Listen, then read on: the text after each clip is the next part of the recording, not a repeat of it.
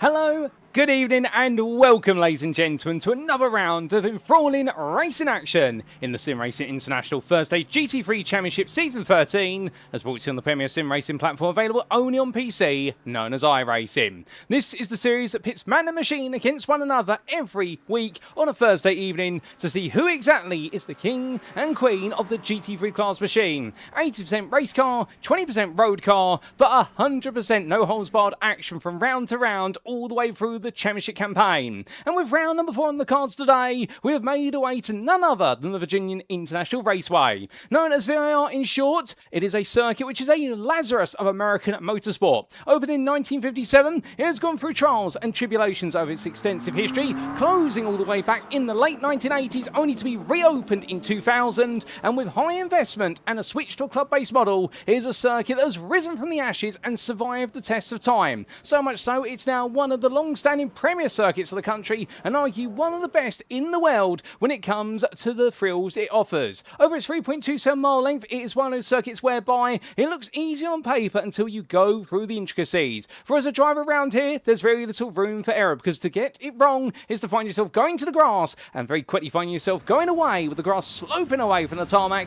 and to the tyre barriers, if not the Virginian woods. But those can keep it on the tarmac for its sweepers, its hairpins, its extended straights and its numerous elevation changes will glory here at the VIR circuit. There's nothing quite like it when it comes to taking a win. But who exactly shall be taking victory today in our two splits, a split A and split B? Well, that's what we're here to find out as we bring you all the racing action live from circuit side. Alas, where are my manners? Allow me to formally welcome you to the Split B broadcast as you tune in tonight, the one place you can catch all the racing action as it unfolds. That's on course at youtube.com and search for SimRacing International SRI. And why not subscribe today as we're almost at 1,000 subscribers to the channel. We're almost at that milestone. And if you're not subscribed but you're watching on a weekly basis, why not subscribe? So that way you make sure you never miss a beat and a broadcast when it comes to all things SimRacing International, particularly as we're getting into our peak season with the Thursday GT3 Championship that you're tuning into today, the upcoming return of Season 3 of the GTE Championship. We also do have our Sunday UK Sim Racing Showdown GT3 Championship, and of course we are only a week away from the Transatlantic Trophy, our biggest series yet, due to get underway right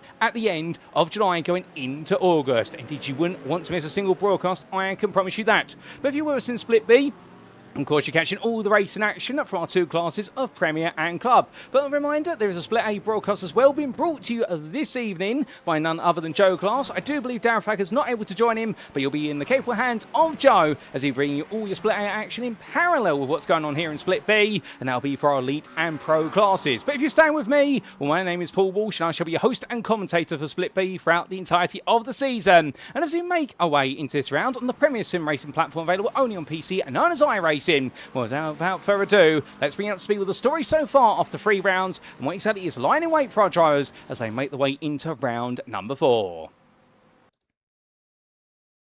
And as we can see, we continue to make our tour around the globe. Last time out, on none other than what was the 16th of July, we were at the Circuit de Spa-Francorchamps for what was another 1-hour race. There, with an hour, it was full flat-out horsepower for many of our drivers, albeit not in the heavy braking zones, of course, as they took on the circuit that everybody loves in Belgium. However, what exactly went down at Spa-Francorchamps is the big question, and who exactly did take the wins? Well, the story of the day was a very interesting one, because 49 drivers made the trip to Spa-Francorchamps, just like 49 drivers made the way to Mount Panorama a week before that. And what we got to see is that despite the fact that many of our drivers had competed in the iRacing official 24 Hours of Spa the weekend before, they still wanted to race Spa. They couldn't get enough of it. They're Spa addicts, no doubt about it. Or alternatively, they just lock it in. And as so many of our drivers did lock in, we expected the racing to be very close and the qualifying times to be just as close. And we saw exactly that, with Dean Sheesby and James Haworth once again sharing the front row. But this time it would be Sheesby taking that pole position and finding a way to frustrate James Haworth, who did not splutter across the line, unlike in the qualifying session at Bathurst to miss out on pole position.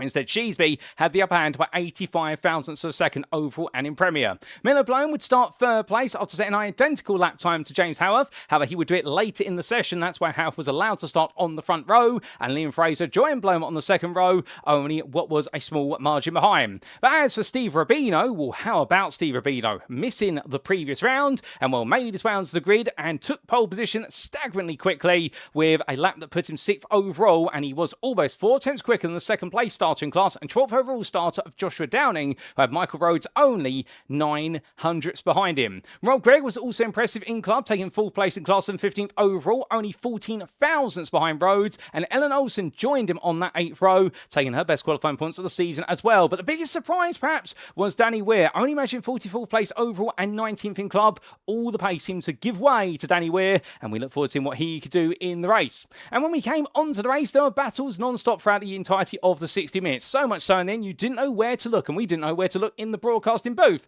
But in Premier, we saw lap 1 have a defining instant at turn 8 for Haworth, Sheesby, and also Bloem, with the trio going 3 wide into Rivage Bend. Haworth would survive on the inside, but contact between all 3 caused Sheesby and Bloem to fall down the order and out of contention for the overall and Premier win. And it meant Liam Fraser led the race, but continued had Haworth, also Clyde Vella and Barry Wenman right behind him for the whole of the first stint, and it would be a race that came down to consistency and strategy. And well, Liam Fraser was the one who blinked first when it came to strategy, opting to go for the undercut, but unfortunately for him, he came out right behind Scott Kostrich, and in the end, Kostrich was not going to yield given what was on the line for his teammate Clyde Vella, and therefore Liam Fraser lost out, and suddenly it was a three-way fight for the win between Haworth, Vella and Wenman, and it would be on strategy and track that it would be settled. But just behind that top 4, Eddie Theobald played a patient race to attack John Treen on the penultimate lap for 5th place, and looked very quick indeed, and Eddie Theobald taking his best result of the season so far. And we also got to see Ellen Olsen, never too far behind, taking 7th place, her best result of the season overall to date. And we also got to see a great battle between Gianluca Rospo and also Govind Suresh for 16th place in the Premier class, which Suresh took come the finish, but the two of them were batting for the best part of 50 minutes.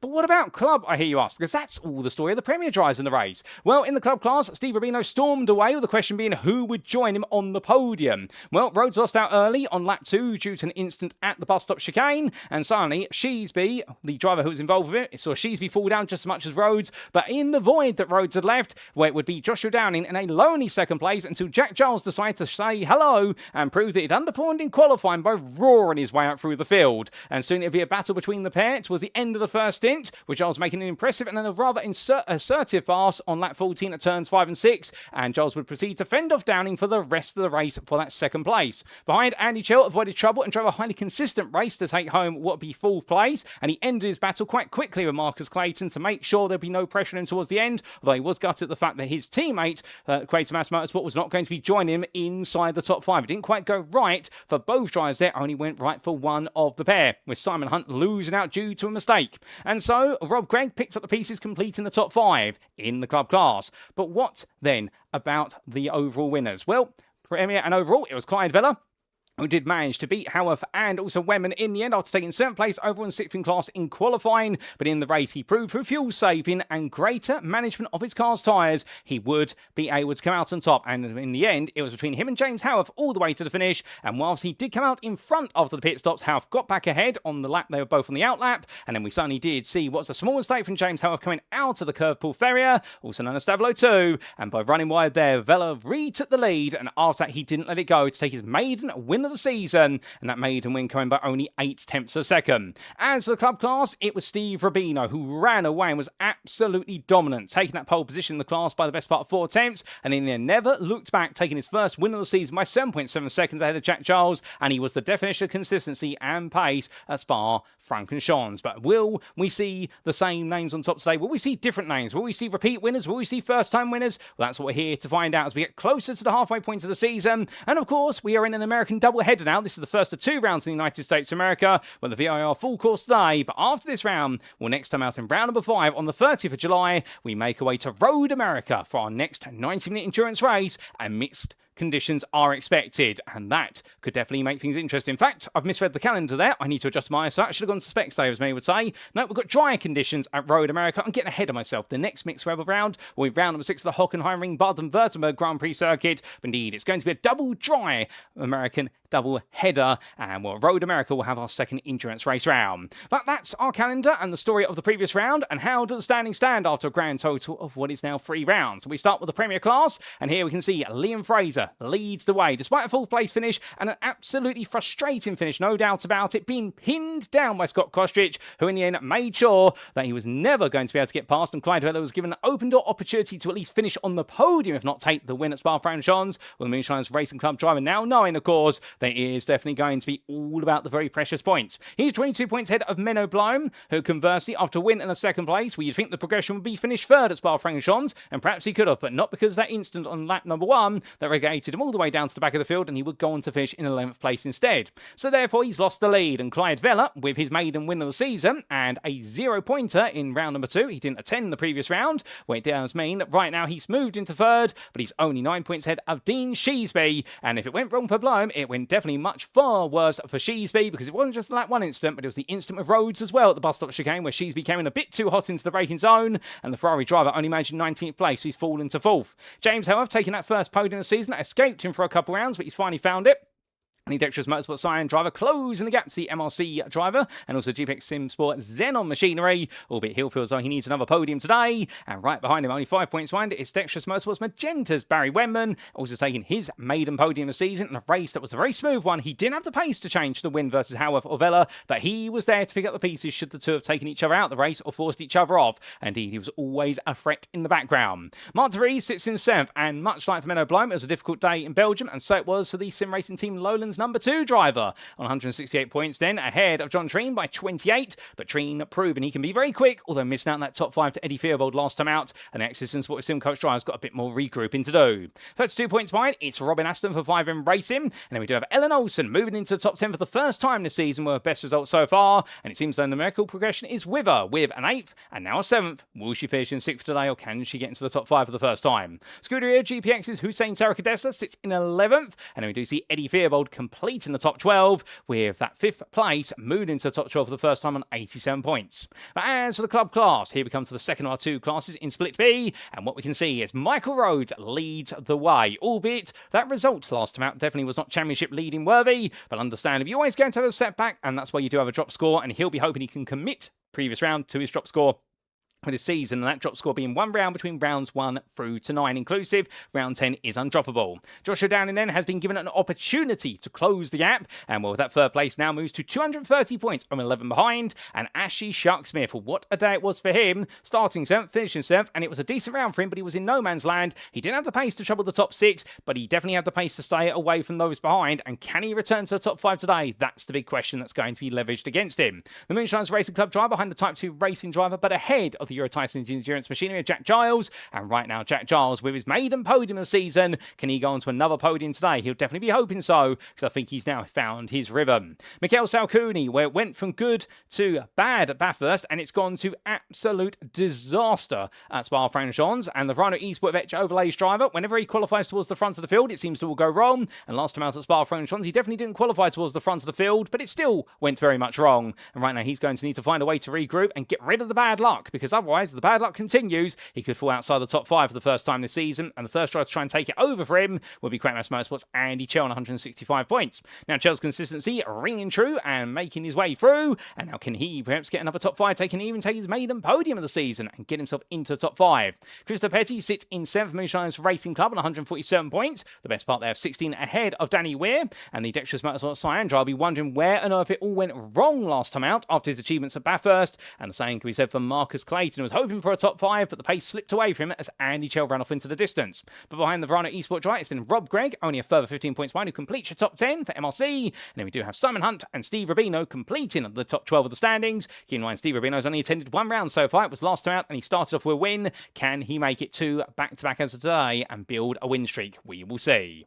But as for our teams standings, here we can see lead in the way. And remember, these teams are either in Split B, Split A, or a combination of 2, so you won't see all these drivers in this broadcast specifically. Well, Dexterous Motorsports Magenta have taken over at the top, and that lead standing the best part there of what is 18 points versus Moonshine's Racing Club Bootleggers. So into lead for the first time. They had a solid round, no doubt about it, but can they now follow it up? With Moonshine's Racing Club Bootleggers holding second, and they could have been better for them if it hadn't quite gone wrong for Liam Fraser on strategy. Indeed, they'll be thinking to themselves right now they've missed a chance to go to the top, but they are spanning a comfortable gap there to the tune of the best part of 53 points to Moonshine's Racing Club Rebels, their sister team, who've gone from 4th to 3rd, and it was another what-if round for the team, although bolstered by their rival, Denny Ploger, who's joined their ranks. Well, if it had gone better for Dean Sheesby, could they have been in 2nd place? Could they even be leading? The SimRacing Collective Esports #1 team there are Pike, Sharp, Twaddock and Moss. They sit in 4th place, and right now they continue to move up the order from 6th to 4th, really starting to find some momentum in Split A as of the previous round. And SimRacing Team Lowlands, conversely, have gone from the top to 5th. A brutal round for the team,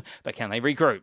Access in Sport with SimCoach sit in 6th on 371 points, denoting the next sizable gap from the top 5 to 6th place, and they've got hot on the heels. Darkwing Race now had a frustrating day in the office, particularly for Michael Rhodes and Dexterous Motorsport Cyan, who hold on to what is the 8th place. For the first time this season, it's their first time inside the top 10. Can they stay there? NJP Performance and Altitude 3M Esports complete your top 10, and from the 314 points of our 10th place standings, well, we then do see Team UK Sim Racing with Freewheeler Racing in 11th currently. They're only 10 points off the top 10, but they've fallen out of the top 10 for the first time this season, and they'll be hoping to break the way back in as of this round.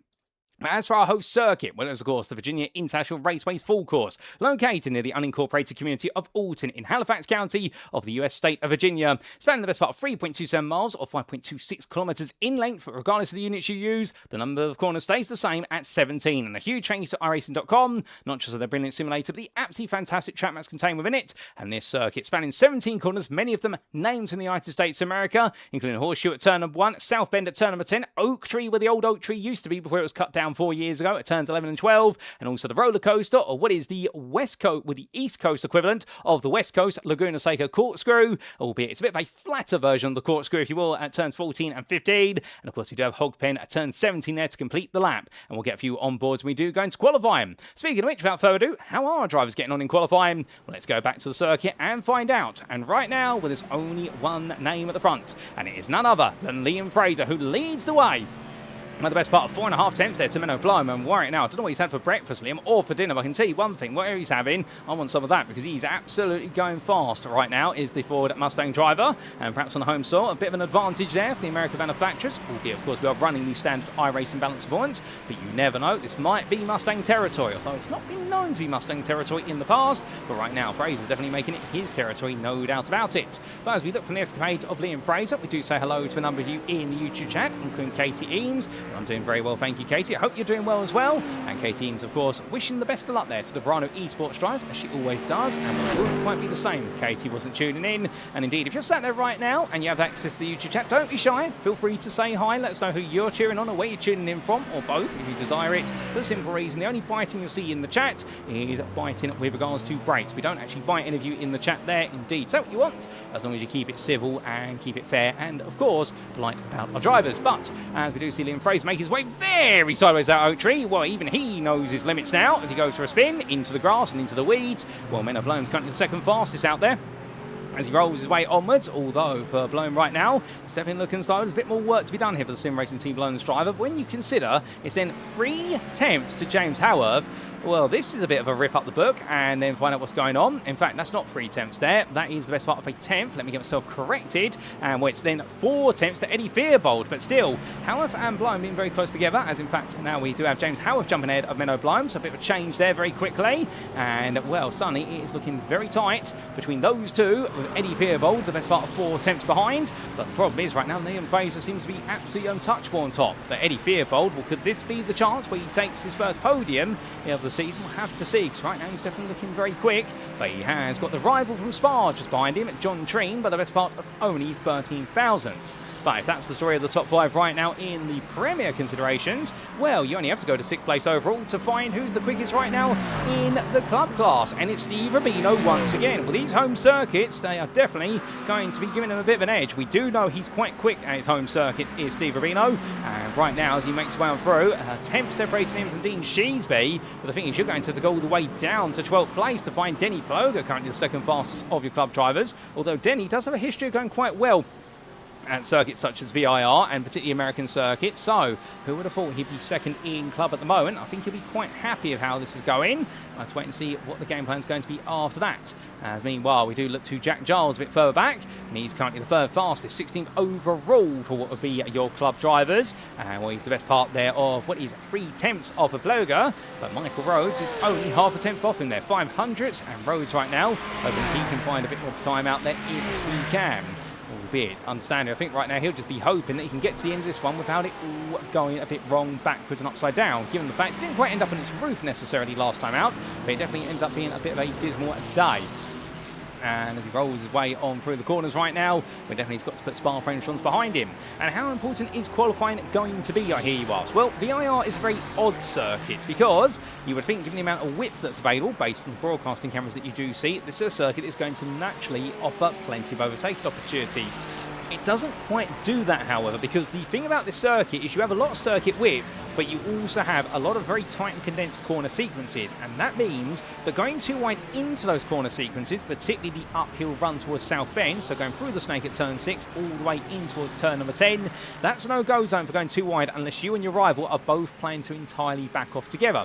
If you do, you can survive it, albeit you're both going to lose a lot of time, as Michael Lecco there lets the rear of the car go, coming out of Oak Tree hairpin, and therefore what it does mean is that overtaking opportunities are primarily relegated to particular corners and sections of the circuit. This run in towards Roller Coaster is a good example. You've got a long back straight, it's a slipstreaming opportunity, and you can go for a lunge under braking here in towards turns 14, the right-hander, as Adam Waters gives you a demonstration, and then making his way through turn number 15. Also, you do have the 2-wide run into Hogpen, theoretically here at turns 16 to 17, although typically this is 1 wide because it is such a blind sequence from on board, and it is more about the run all the way up towards what will be turn number 1, where you want to get the best possible charge into the horseshoe hairpin braking zone, and that's now a place to go for an overtake. And really, the first 5 corners will offer you overtaking opportunities. Horseshoe does so, but also we do have NASCAR Bend, named after, of course, what is a race all the way back in, I think it was the late 1990s or the early 2000s, where it was a NASCAR exhibition race, and it did have a lot of NASCAR Hall of Famers and to-be legends at the time racing in it, and they all had major offs and incidents at this bend, which Waters has just made his way through, and that's how the corner got the name NASCAR Bend. It's not a good name, it's a bad name for NASCAR, because it really was the corner that seemed to catch out so many drivers at the time, but of course names like that stick, and they do have a reputation about them, as he does then clear left hook and the right-hander before the snake, and that will be Adam Waters giving you a demonstration of his opening 5 corners from an exterior view, and really those are the main overtaking zones. But as we do see Denny Ploger there, who says have fun, Paul. Indeed, I definitely will. It's never quite a great week until I get to be in the commentary, but I can tell you that, Denny, particularly to cover Thursdays on the GT3 Championship, SimRacing International. I'm very happy to see you on the grid, and hopefully you're happy with that second in club, currently in 12th overall, although I suspect there's some work to be done there if you want to catch Steve Rubino, if he can be caught here today, or can he make it 2 in a row. But one thing we did promise you was an on-board lap or 2 of our drives, so without further ado, ladies and gentlemen, let's make sure we honour that promise. And as we do wait for a drive to make the way towards the timeline, well, here's Daniel Miller for 5M Racing as he just makes his way on past it, while the Axis Sim Sport with what is SimWorks, or Sim Coach drivers, we should say. Indeed, so many different companies on these cars these days, I have to make sure I remember them all. And Daniel Miller makes his way towards the timeline. As he does, here we go then for a flying lap of VIR's full course, as brought to you by none other than Daniel Miller in the 5M Racing BMW M4 Evo. Swinging his way up towards turn number 1. As he does so, looks to his left-hand side for his brake marker. Braking at the 2 board, that's about 150 metres from corner apex, and nice and smooth there. Holding second gear as he clears the corner and now rolls his way out. As he does so, they're battling with oversteer as the car fights him, and now going through the kinker 2, in towards the brain zone for turn number 3. Brake nice and early there. You need to manage the understeer, and Miller does so, just keeping it within track limits. He rides the exit curve and now into left hook. Through the left-hander, bring the car close to the apex or out wide while the 2, but he decides to go tight into turn 5. Gives a more confident line because he can't carry as much speed as he makes his way through the snake. And somebody's been bitten there by the snake. I think that was Ross Gillett, who's had a bit of an excursion. But Miller now makes his way all the way into the sweeping uphill S's at turns 7, then 8, then 9, and now into South Bend, and it's blind to the braking zone here as he goes onto the anchors and now rolls his way in 4th gear down the hill up to 5th on the limiter, and now onto the brakes here for Oak Tree hairpin. You trail brake your way through 11 and in towards turn number 12. You need to go deep at 11 to get the best possible line for the second part of the hairpin, and now flat out he'll go down the back straight, and as he does so, roaring his way onwards. Well, right now, for Daniel Miller, absolutely flying along the straight, no doubt about it, albeit grateful for the slipstream that he has picked up, and now getting ready for that next braking zone, and this wins roller coaster. Looks to his right hand side, and those numbers give you an idea of when to brake. He brakes up between the 1 and the 2 board, but he's effective about 170 metres on the corner apex of 14A, and through 15 he goes, completing roller coaster, now in towards the hog pen. Over the rise there, and suddenly you've got to be on the brakes through turn 17, clattering those curves. He set up that car very well to mount the curves at 5M Racing, and Daniel Miller makes his way out here towards the line. And what's his time going to be this time? Is it going to be an improvement? He did improve in the middle sector, to be fair, so perhaps Miller's got a little bit more time to find. And well, it looks so he's going to be staying in 11th place. Daniel Miller does not improve this time. He's still got 6.5 minutes on the clock.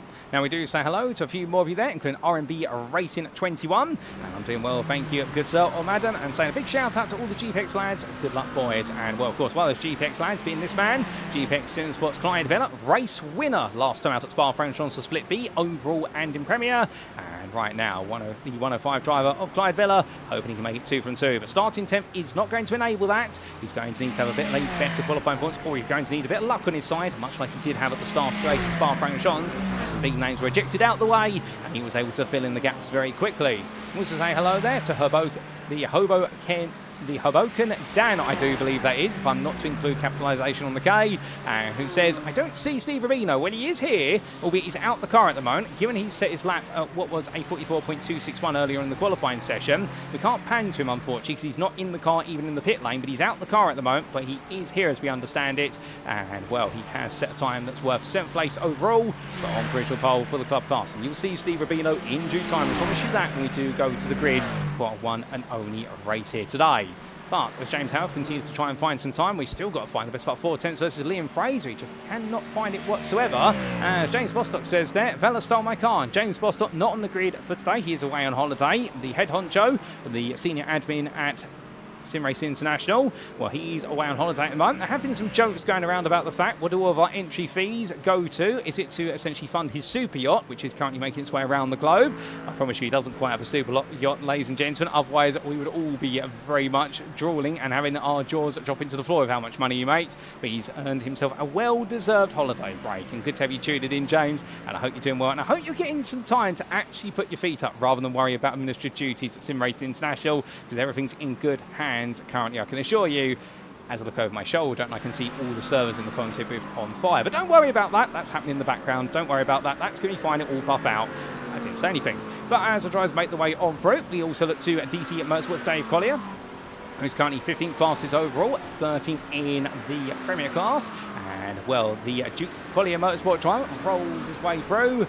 And well, right now, absolutely looking as though he's backing off here in preparation for one last run at this. But look how close those qualifying times are. If you exclude what is really your top 4, Eddie Fearbold right now, the 44.2, exactly to what is the hundreds and thousands.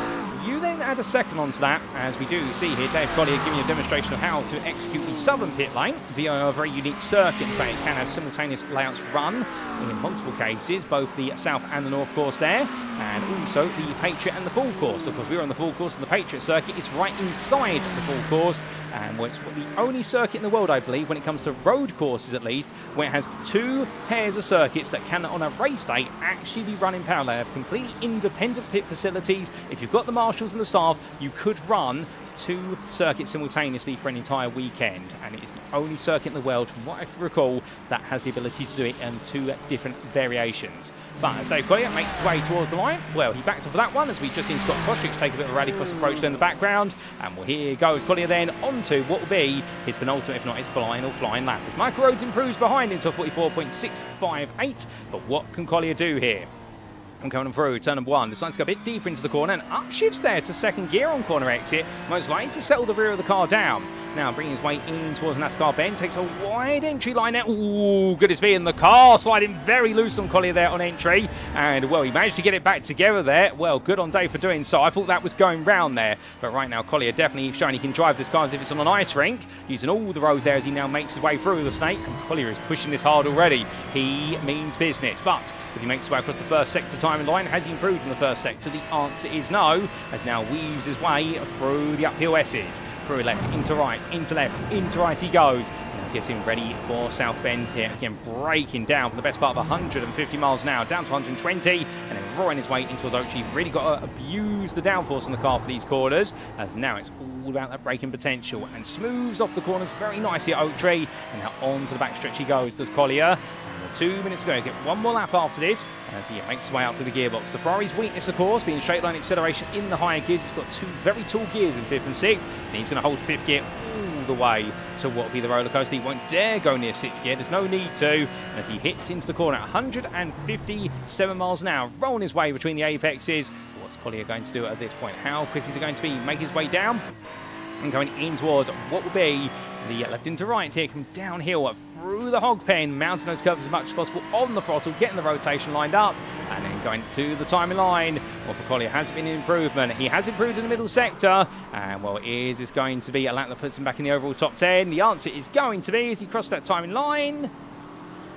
No, it is not. And Collier parks up there and says, right, that's everything I've got. I'm not going any faster. So Collier there, throwing in the towel as Eddie Fearbold decides to throw the car to the grass now. I suspect that's an NASCAR. Oh, goodness me, somebody else getting it wrong there. And I believe that's Barry Wenman following in the footsteps there of one of our drivers of Eddie Fearbold as Jack Giles makes his way onwards. But what I was going to say before I interrupted myself with what was a bit difficulty for Dave Collier was the fact, if you take from where's Eddie Fearbold's lap of 44.2 and add on a second to it right now, so take yourself to a 45.2, that would take you all the way to Hussein Sarakadesla in 26th place. We have got 22 drivers within a second of each other outside of your top 4. This is a very tight qualifying session, and right now it's anybody's guess who's going to be inside that top 20. But one thing we haven't talked about perhaps is drivers who are not having a happy time in qualifying, and one of those drivers is Andy Chell, currently the 20th fastest in club right now, as he, oh goodness me, that's not the way you want to get done. He's made a complete ham sandwich there of roller coaster,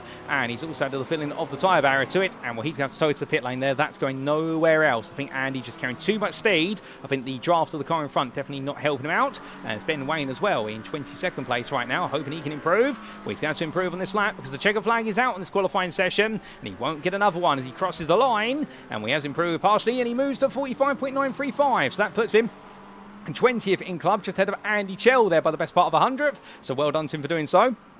As Ross Gillett on the grid once again, and we're hoping for a much happier day in the office after the bad luck he's had in the first couple of rounds. He's going 17th in the club class. That will be none other than 40th overall, as we do see Marcus Clayton on his final flying lap as he roars his way onwards. Well, I can see there's somebody already talking about the commentator's curse being applied, and indeed there was a bit of commentator's curse being applied right there, as we also say hello to Hal Sawyer, Krista Hal Sawyer, a long-time participant in the UK SimRacing GT3 Championship, and always a star out there, and a very capable driver. A very quick learner and improver, no doubt about it. As we see Marcus Clayton coming towards the end of his current lap. We also do say hello to Ashley Brooks Designs, or AB Designs there. Hope you're doing well, good sir. Who is asking, is this where the cool people hang out? We're always a cool person when you're on a Split B broadcast, but don't forget the absolutely awesome people in the Split A broadcast. That's what A stands for at the end of the day. And well, meanwhile, Clayton makes his way towards the line.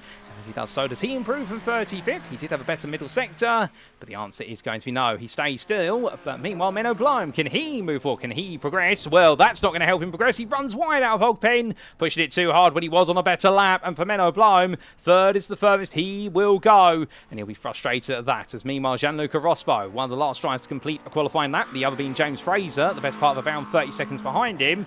Well, Gianluca Rospo right now heads towards the line, currently 48 fastest. We do have, well, there's 51 drivers here. Peter Armstrong and Andy Rooney not setting times. Andy Rooney does have a qualifying ban, that's why he's not set a time. Peter Armstrong has chosen not to qualify, it would seem, or there's a technical issue. Well, Gianluca Rospo cross line at 46.114, finds a tiny bit of time right at the end, moves up to 46. James Fraser, meanwhile, the second of the Fraser brothers here on the grid, the other one being Liam. Well, they're at the opposite ends of the grid right now, but James will make his way into the pit lane. It goes no further than 42nd, but that is qualifying complete, and well, as all the drivers that come into the pit lane, well, what have been the big surprises? Have there been any shocks? Well, perhaps the biggest one being Liam Fraser taking pole position here today, not by a small margin, but by almost 4 tenths ahead of James Haworth. So the battle for the front row continues between Moonshiners Racing Club and the Dexterous Motorsports teams, but this time it's Moonshiners Racing Club who have taken it again, but by a huge margin compared to what we've seen. Menno Bloem and Dean Sheesby on that second row. Sheesby improved right towards the end of the session, so good on him for doing so, found a lot of time. And well, Steve Rubino, much like a Spa-Francorchamps, puts himself well inside the top 10 and well delivering a phenomenal lap as we look to the scenic view. And qualifying is done and dusted, but Rubino will be your club pole sitter ahead of Denny Ploger by the best part of 6 places on the overall grid.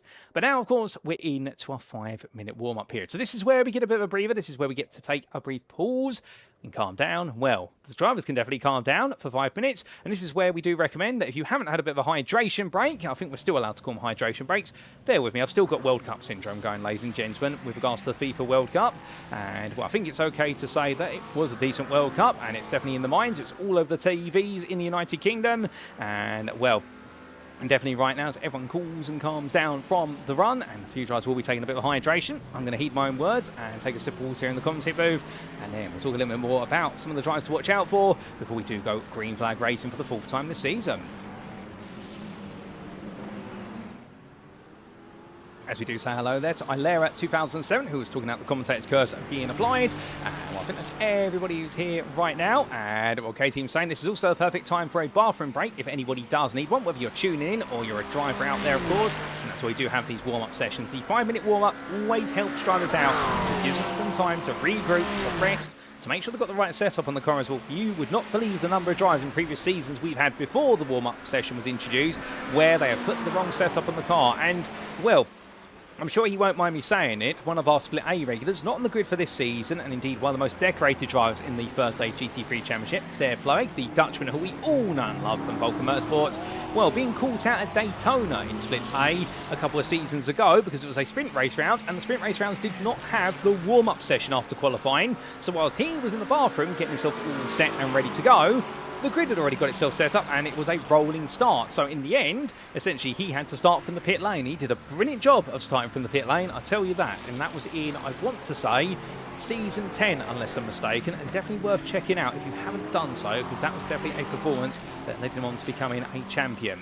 But as Joshua Downing makes his way on around, well, he's had a decent qualifying session, no doubt about it. Ellen Olsen, perhaps not a stronger qualifying session as she's had previously, the Fluency V Racing driver, who also races under the moniker of Solstice, and I do believe is streaming all of her on board, and she does make her way on around right now. She's been one of those drivers who's all about the race and being consistent. Supported, of course, not just by Fluency V Racing, but also by their sister team of Full Tilt Virtual Motorsport, who know a thing or two about winning races, particularly in our GT Championship, and we look forward to seeing what she's going to be able to do from where she starts a bit further down the order this time towards the back end of the top 30. But as we do look to then Jordan Butler, the Spectre Racing driver, back once again in the very stealthy BMW M4 Evo. And well, right now, trying to get that BMW all set up. We've seen our BMW drivers, they've been very, well, it's hit and miss up and down the field. Menno Bloem, of course, has really been a big hit with his BMW M4. Jordan, meanwhile, has definitely had trials and tribulations as he rally crosses his way there through the snake. Well, to be fair, they normally do say that snakes exist in long grass, but they also seem to say that BMW M4s will be found in long grass there as he brings it all back together. He gets it back on the road. Well, meanwhile, who else is there to talk about there? Well, of course, there'll be the question mark of Andy Rooney. How far can he go with his qualifying ban as he starts in the back of the field? And one of the drivers who we always like to talk about, the Czechia driver of Peter Florian, and well, the 147 driver, the privateer in our in our Premier class, I should say. Well, right now, definitely needs to put in a bit of pro performance there if he wants to make his way forward and potentially take what will be a top 10 in the Premier class, because qualifying hasn't quite worked out so far this season for Peter, although he has had plenty of rivals to enjoy battles with, and that's the great thing, of course, with a 60 car split. When you have approximately 30 drivers in each class, you're always going to have somebody to battle with in your class, as much as you have someone to battle with typically in another class as well. But just a reminder, there are no points up for grabs if you beat somebody in another class. It's all based on where you finish in your own class, as Peter Florian goes around there at the horseshoe. Definitely not lucky that time, but he'll be thanking his lucky horseshoes that he will be able to get that back on the road without hitting the bumper and indeed the barrier, and we're hoping now that things can be a bit better when he does go green flag racing. As we look back to Jordan Butler with less than a minute to go in this warm-up session. Well, Max Dean all's out there, while the two Gav Max drivers, the other one being none other than Gavin, and that's how you do get Gav Max. It's Gavin and Max, and well, that sounds as though it's the sim racer equivalent of Gavin and Stacey. And I do apologise, Max and Gavin, if I've done that and that's now going to stick with you. I promise you that was not intentional to make it stick. But the Gav Max Racing team, it is the merging together of the first three letters of their names. And, well, as Max Dean makes his way onwards, it's always been one of those drivers to watch out for in the races. Not a quick qualifier by any means. The same with Gavin Corby. But they're always quite quick when they get their heads down. And normally do try to work together. Where you find one of them, you'll find the other one on the road. But without further ado, ladies and gentlemen, it is now time to make a way into the gridding procedure. As we do say hello to JT Blitz there, says Mr. Zalam, and therefore may have been late to the session and starting 41st place.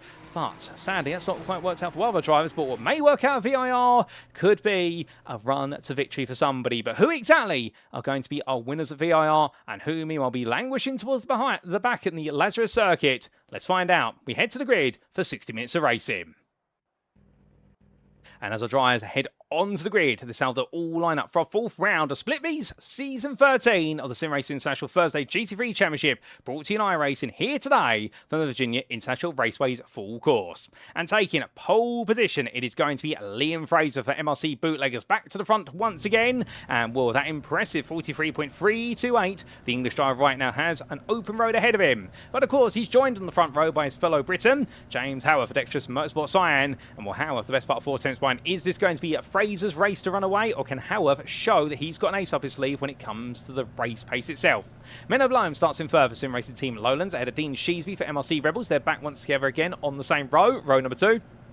And Eddie Theobald starts in 5th, a season best qualifying performance on the British driver. Can he get involved, given the fact there's 3 tenths between him and the front 2 rows? If not, he'll have his rival, who he whizzed past at Spa-Francorchamps, made him look stationary, but Will Treen tried to do the same back to him today, because it's John Treen for Axis Simsports with SimCoach in 6th. 7th place, Mark DeVries for SimRacing Team Lowlands, ahead of your club pole sitter. There he is in the white and blue Ford Mustang. It is none other than Steve Rabina. I'm a little bit disappointed there's no red on there to represent the 3 colours of the American flag, but to be fair, he's going to be doing his home nation proud today, and he definitely will be one of the drivers shouted on at from the stands. The 200 driver then will be followed up by the premier pair of Barry Wenman for Dexterous Motorsports Magenta and GPX SimSport Xenon's Clyde Vella, your winner from Spa-Francorchamps. And then we do come back to 11th place starter with Daniel Mellor for 5M Racing in the company of Steve Hughes for Team UK Sim Racing, whose wait to break into the top 10 in qualifying continues, missing out this time by a 10th.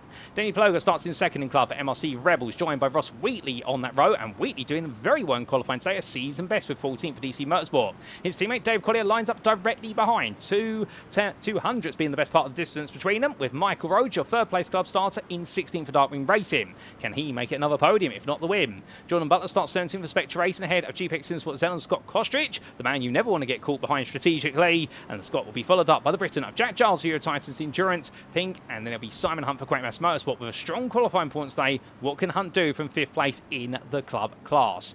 Now outside the top 20, 21st is Ellen Olsen for Validity V Racing ahead of Matthew Massey for Spectre Racing, fielding the Acura NSX Evo once again, his car swap for the season. And then we do have Yelmer Bergsma for Lewis Homewood Racing starting 23rd ahead of Danny Weir for Dexterous Motorsport Cyan. 25th is MLC Bootleggers Ashley Shucksmith ahead of Type 2 Racing's Joshua Downing, who in the end didn't quite have the qualifying performance he wanted, and he's got some work to do. And Hussein Salcadessa for Scuderia GPX is joined on the 14th row by Petter Florian, his best qualifying points so far, albeit it does translate into 20th place in Premier. He'll be followed up by Rob Mackay for Dexterous Motorsport Cyan and Michael Lecco, who completes your top 30 for Ellis Racing 2. And then we do see 31st on this grid. It's going to be Mikhail Salcuni for Verano Esports, with Team Newish's Adam Waters alongside. Max Dean 30th for Gav Max Racing ahead of Govind Suresh for Chaps Motorsport. And there'll be Marcus Clayton for Verano Esport and Christoph Petty for MLC Bootleggers together on row 18. Row 19, you have the Brazilian. He's one of the fan favourites out there. Ellis Racing one's Pete Piver ahead of Gavin Corby for Gaz Max Racing. Quite a sizable gap today between Maxine and Gavin Corby, the best part of 5 places. And then we do see none other than Paul Mayer for Ellis Racing 2 and Ross Gillett completing your top 14. Can the Welshman have better fortune today? Outside the top 40, 41st on their 21st row is Team Yorkshire Tees, Joshua Holmes, and he's making me want a cup of tea in the content booth here, although that would give me gas. And right now, one driver who's definitely got to get the gas in the tank. It's James Fraser, MLC Bootleggers, who'll be looking to push on as quickly as he can. Ben Wayne starts 40th for 5M Racing ahead of Andy Chell for Great Mass Motorsports. And we do see Rob Gregg for MLC Rebels 45th ahead of Gianluca Rospo for Deep Motorsport. He'll be followed up by John Ludbert for GPX SimSport Xenon. And then we do have Martin Brandon for Axis SimSports with SimWorks in 48th place. That's not where you wanted to start at all. Your last driver who did set a valid lap will be Eduardo Andino, who takes 49th, but he's opted to start from the pit lane as we understand it for Ellis Racing 2. And then Andy Rooney with a qualifying ban. It's been served, starts 50th and 51st. Last on the grid is going to be Peter Armstrong for Go Squadron Motorsport. Well, ladies and gentlemen, as all the drivers make their way into the final few corners, we're not too far away from going green flag racing as we look back to the front of the field. And as they roll the way through the roller coaster, it is only now about 30 seconds before we do leave it to Liam Fraser to take us to the green for 60 minutes of racing action. VIR, a difficult circuit to overtake at. Liam Fraser, an absolutely stellar pole lap. Does that translate into a straightforward win, or could there be some surprises in store in the Premier and in the club class with Steve Rubino taking a staggering pole? Well, here we go, ladies and gentlemen. It's time for Split B's round number 4 of VIR in the Thursday GT3 Championship Season 13, as brought to you by SimRacing International on iRacing.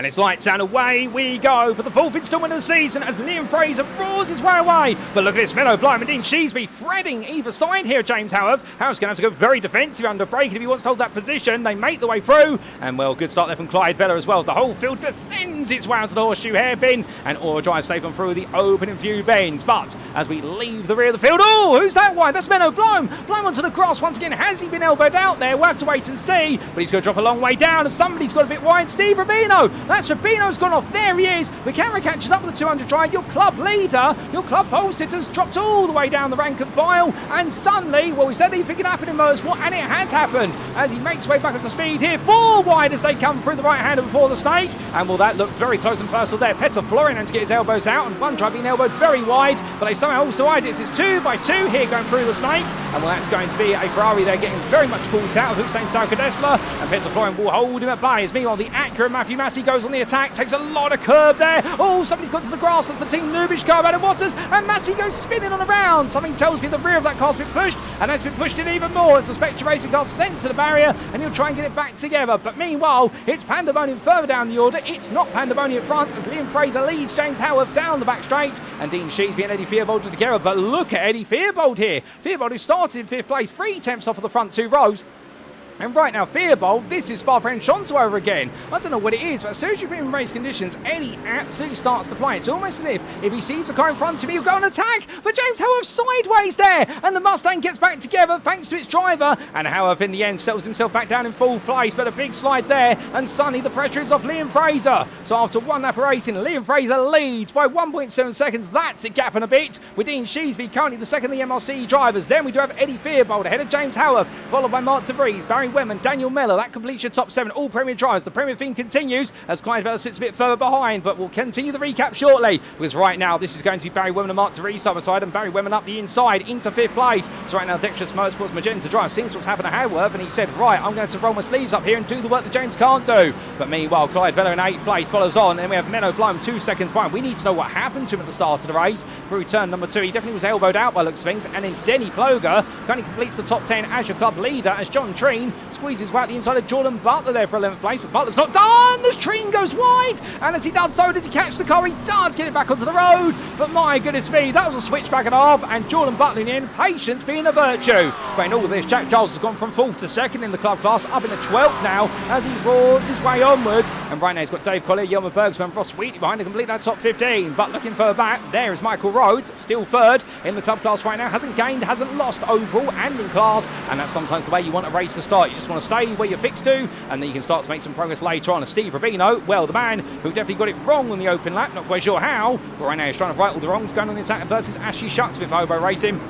And right now, Shucks being from the MRC machine. Well, right now, he's definitely needed to have his McDonald's displaced from the car, because that will only weigh him down otherwise, as the 222 driver here makes his way onwards. And well, if he's going to supersize himself, like good old Supersize Me, that movie, the one that really was a viral trend back in the early 2000s, he's going to have to make himself as wide as possible on this road. Indeed, about 4 Big Macs wide, we reckon, if he wants to be able to defend this. But here comes Steve Rubino, but he doesn't. He sits back there and decides to not go for the move. Rob Mackay, meanwhile, will flip side of the coin here. The Dexterous Motorsport Cyan drives up in the 23rd and 29th overall, and he's gone from 21st to 17th in the Premier class. So he's been making some headway as he makes his way after Hussein Sarkadesla and Petter Florian. All these drivers had a relatively good start, but meanwhile further back, Gianluca Rosberg as well, 10 places gained with everything that's gone on at the start of the race. We have had a few drivers had to come into the pitch due to damage as well, including Ben Wayne, Danny Weir, and also Ellen Olsen. So there's been a bit of an altercation between a few drivers we will need to get a replay of. We'll see Massey's Acura parked outside my commentator booth window at the moment, still being repaired after being towed to the pit lane, and so for Matthew Massey this race has definitely gone a bit backwards. But as we see Rosberg continue to move forwards, Rob Gregg and Christopher Petty right behind right now as we come towards the end of the opening 5 minutes. And there is going to be Martin Brandon make his way onwards, looking at the inside of Scott Kostrich. What on earth has happened to Scott Kostrich's car? Well, I can tell you one thing, it's missed the front bumper, and it's missed a lot else at the front as well, as Martin Brandon goes at the inside of the Premier driver here, and the Axis Simwatch driver want to clear him, and Kostrich is still fighting despite the state of his car. Albeit I get the feeling right now this will be a Pyrrhic battle, if anything, between the two drivers.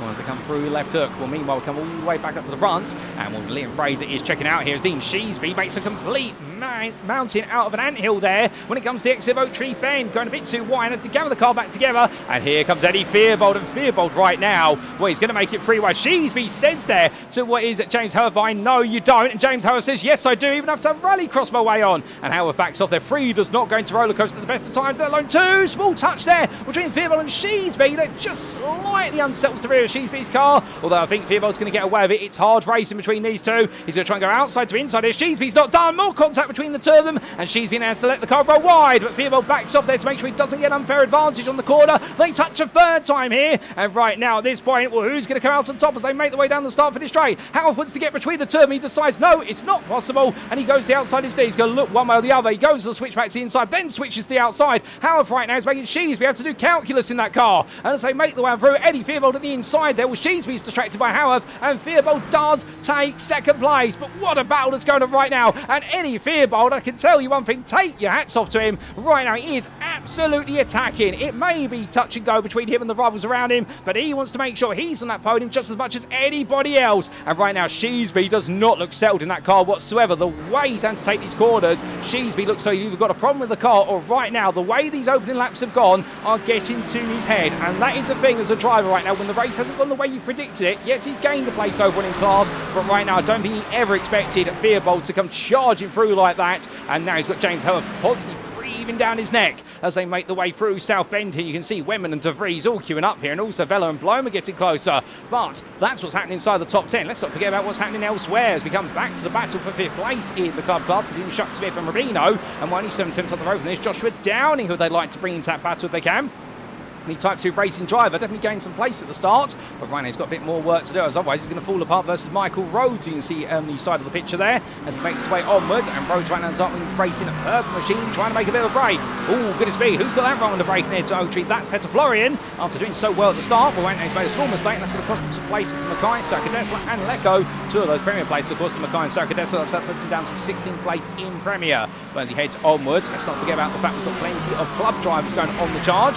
Rob Gregg here right now looking for an opportunity versus Josh Holmes. And Will Holmes saying in the YouTube chat early on about the fact he struggled in qualifying because of the fact he arrived late to the race day due to his alarm. I believe it was Josh Holmes down, unless I'm mistaken. But right now, Rob Gregg is definitely going to give Holmes some reason for alarm as he looks up the inside. That's not going to work out. Their backs off. Holmes goes very late on the brakes, and Holmes is goaded into an error. That's an unforced error there. That's a side count for the Team Yorkshire T driver, and the 2-2-1 try then goes wide, and he's going to get it back together there. And unfortunately, that's going to drop him in a lot of places. Peter Armstrong, well, how about this? Going from 26th to 16th in the club class, and we started right at the back of the field, of course. And right now, the Ghost Squadron Motorsport driver is just carried on and staying out of trouble. And that's what you got to do in races like this. And indeed, it's going to be a race of attrition as much as it's going to be a race of outright pace. But Chell at the inside of Fraser there to take 12th place, or is it? No, it's not. He goes too deep. He overcooks the corner, and James Fraser here makes way through as well. And right now, Gianluca Rospo is going to add to the woes of Chell, although Chell's not going to back out here as they're going to NASCAR Bend. Premier driver on the outside in the all-yellow McLaren. Meanwhile, it's going to be the Quatermass Motorsport green and blue machine from the club class on the inside. And Chell right now does not want to give up track position to a Premier driver. He wants to go hunting back after Fraser. I think he feels like he can beat Fraser. He just doesn't need the nuisance of Rospo between the two of them. That's how he'll feel, by the way. That's not derogatory about the Italian superstar. And meanwhile, Rob Gregg behind is also a threat to Chell, given the fact that these two, Chell and Gregg, well, Gregg at Spa-Francorchamps, if he had 2 more laps, he would have been with Chell right at the end of the race, we reckon. But of course, the race was finite to 60 minutes rather than what would have been at 65 minutes at the time. But as the drivers carry on, meanwhile, we do look from the battle in here to a little bit further back up the road as we come to Ross Wheatley, who's just had to dispatch Michael Rhodes. And in fact, Michael Rhodes right now finds himself surrounded by Premier drivers here. This is not the place you want to be, as John Treen's going to go up the inside of him. And, well, inside to outside. Treen is risking it all there. Rhodes is not going to back off on that inside line. But Treen says outside to inside works for me, Michael. I'll take that, thank you very much. And a lovely move there from John Treen. But that's commitment and that's faith in the driver you're going side by side with. It takes 2 to tango here at VIR. And right now, John Treen definitely getting his tango on as he roars his way onwards. And he's come strictly come racing, let alone strictly come dancing, as they make the way up towards another lap. Goodness me, what a series of laps we've had over the opening 10 minutes or so of this race, and it's not over yet as Barry Wenman is making a move here, and Dean Sheesby coming out of Horseshoe on the inside. He goes into NASCAR Bend, and Sheesby continues to be sent down the order place by place, little by little. Well, James Haworth first he had to make his way through, and now it is none other than Barry Wenman, and well, we'll get a replay of how that's happened in due course. We've got a few replays to bring you from the very start of the race, first and foremost, ladies and gentlemen, given what happened. and trying to understand where it all went wrong for certain drivers. And one of the big question marks is, of course, what happened to Menno Bloem, as it is what happened to Steve Rubino. And in fact, we are now, I think, going to get that cut back in time. In fact, no, we're not just yet, because we've got a bit of intrigue here for the club's lead. There's Denny Ploger, and between him and Jack Giles, who's right behind the middleman, your middleman is none other than Jordan Butler in the 195, and the Spectrum Racing driver has got some pressure behind him as, going by the oak tree, that's James Haworth. But then we come back to what is Jordan Butler, and Denny Ploger still being able to hold on. But right now, that is pressure, and Jordan Butler wants to get clear here because he's got Dave Colley and Jelmer Bergsma and Ross Wheatley and John Treen all getting closer and closer as well. This is not a place you want to be. Ploger just wants Butler between him, so he doesn't have to worry about this man, Jack Giles, and the Eurotitus Endurance Pink driver right now. Well, this could be the day where Jack Giles takes his first win of the season, if not Denny Ploger. But again, remember, we've got a lot of club drivers who'd like to get involved in the fighting if they can. John Treen making another move there, just sweeping his way from inside to outside versus Ross Wheatley before roller coaster.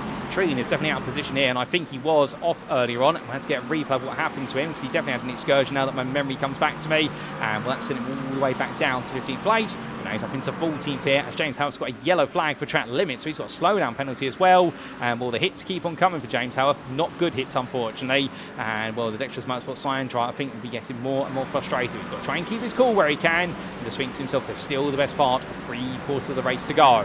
But as he's got plenty of the race to go, we've got plenty of replays to go, ladies and gentlemen, as we head back in time, starting with what happened to Menno Bloem.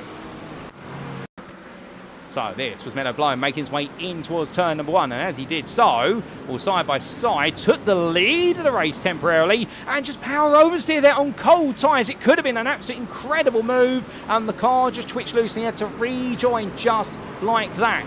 And then for Steve Rubino, we had this happen. And this was the Hobo Racing driver making his way in towards NASCAR Bend, leading comfortably, and under brake, the rear just completely came loose on him. That's going to be rearward brake bias there, plus also a very tight line there for Rubino, and no rubber being laid down. It all adds together, and well, the car going completely sideways of his own volition. So it went wrong for him as he then rejoined, but right into the midst of a big old traffic jam, essentially. And what everyone did very well here to try and squeeze their way through as best they possibly could, but definitely a very backwards moment there for Steve Rubino.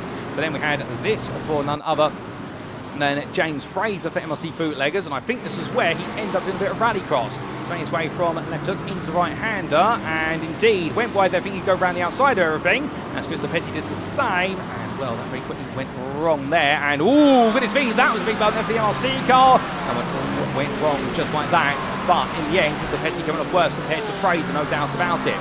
We had this for Adam Waters on the open lap as well, and this is Waters making his way onwards for Team Noobish, and this was the big moment, we believe, for both Matthew Massey and Waters. And well, it was free wide there, and Massey taking a lot of curb. Waters, meanwhile, just got excluded to the right-hand side of the road. Can we get on board of that? I think we can. And this was Waters making his way onwards. So he did so. Matthew Massey, they're being extremely brave to go free wide. And, well, Waters was hit, I think, on the rear of the car. Even though he put the brakes on, the car was weaving at the time. Meanwhile, Matthew Massey, this is what happened to him. And, in fact, we get the rear view of Massey's car. We might be able to see what happens to Waters here. So, Waters in the end, I think Waters put the brakes on there. He wasn't touched. And Matthew Massey took too much curb, and that's what sent him spinning around. So Massey with too much curb. Waters with the brakes when the steering wasn't straight and the car was loose. And then we had this for Ellen Olsen just behind, as Olsen made her way up in towards the exit sequence as well. In fact, just in front, we correct our story, and the rear of the car let go by hitting a curb, and those curves at the S's are lethal! And in the end, that's where Scott Koshich lost his bumper. There was nowhere there to go for Ashley Shucksmith, and that explains the whole story all in one go. Nightmare moment for everybody involved, and thankfully, it wasn't worse than that. It could have been far, far worse, but it was what it was at the end of the day, and, well, definitely a tough one for all the drivers, no doubt about it. But then we come forward a little bit, so what was the battle in between Dean Sheesby and James Haworth on lap number 5, and this was the two of them, of course, fighting as they made the way up towards what was roller coaster. Now, we didn't catch this, my memory serves me correctly, on the broadcast, so therefore, as we make our way through, well, Sheesby there on the inside with James Haworth, and, well, it's side by side every step of the way, ferocious fighting between them, but Haworth in the end holding on versus Sheesby. That is incredible defending there, and Sheesby being extremely respectful, no doubt about it. And, well, then, as they roared the way onwards, things went a little bit backwards for Haworth on the next lap. This was lap 6, and as he made his way through South Bend into Oak Tree, hit the curb there on the outside. That was fine. Went onto the brakes here, and, well, carried a lot of speed, way too much speed and went deep. So did Barry Wenman there, literally mimicking his Dexterous Motorsports sister team driver, and the two of them both getting it very wrong there. Well, that's a rarity to see both of them do it, but to be fair, one follow the other, and you can make mistakes just like that. And well, then we've had this for Gavin Corby only moments later, and this is where it's gone a bit wrong for Gavin Corby, for Gavmax Racing. And well, further down the order at the time, made his way out of NASCAR in towards left hook, being chased there by one of the Verano Esports machines, and the other car just slightly letting go there. Marcus Clayton squeezing his way through. But with that, we come back to your live racing, ladies and gentlemen. There's plenty more action to catch. Don't lose too much of it. As we come back here to see James Haworth still having to try and claw his way through. But meanwhile, whilst all this is going on, well, there's a big question that I've got on my mind, and I think many of you have in your mind. Where is Jack Giles amongst this group? Jack Giles has dropped to the back of this group, so I think we are going to get one quick replay to explain that. In fact, here it comes, because Jack Giles was, at the time, chasing the leader club, and this was the Eurotyson Insurance Pink driver battling. Well, in fact, that was John Butler battling with Denny Ploger, and Giles in the end. Ooh, was he touched on the rear there by the car? I think that was of Dave Collier that may have turned him through the right-hander, and Jack Giles definitely losing out. So that explains it, and explains how everyone has got very close together. So suddenly, we come back to your live racing, and that explains now why still Ploger, who's your club leader, but he's now got two DC Motorsport cars behind him, and then he's got Michael Rhodes, then he's got Joshua Downing, and then there's Steve Rubino. Well, I said don't count Steve Rubino out. If he's got a car that's in good condition, he'll be coming after this. And right now Rubino's attacking. And Ashley Shucksmith's got John Treen and Rob Mackay close behind. Treen having to recover again after an excursion on lap number 8. Right now, as our leaders make the way onto lap number 10, and all these drivers will do so shortly. Well, indeed, plenty of you in the YouTube chat seem to be enjoying the racing thus far. Although Daniel Miller saying that his PC just imploded and restarted, which is really annoying. Is enjoying the racing and doing well at the start. And well, that is a sad thing to hear with regards to your PC, Daniel. I hope that's not the sign of something that's systematic. Indeed, we don't want you to have to get your PC replaced, because it's not quite the same if you're not on the grid, but understandably, and today, luck has not been on your side, as Dave Collier says that luck is on his side as he goes up the inside of Denny Ploger, who in the end has to back off the outside line. Ross Wheatley comes through, and Michael Rhodes does as well. And Ploger there, I think on that outside line, just got caught out by the speed and the grip levels, and Rhodes is into the club lead. Just like that, Darwin Racing driver's not going to wait any longer, as we know Ploger goes defensive here versus Joshua Downing. Downing's going to risk it all in the battle on the McLarens. Outside to inside, Downing has to curve, and Ploger there. I think there might have been a small tap for Rubino. If not, he's understeered out, but Steve Rubino gets through, rear of the car, let's go, and somehow Steve Rubino's got past Joshua Downing in the exit there. Well, they went 3 wide for the tiniest of moments, and Rubino right now, like a bull to a matador, he's not going to be held back as the Hobo Racing driver, although something tells me the stewards may be taking a look at that one after the racing day should it get reported.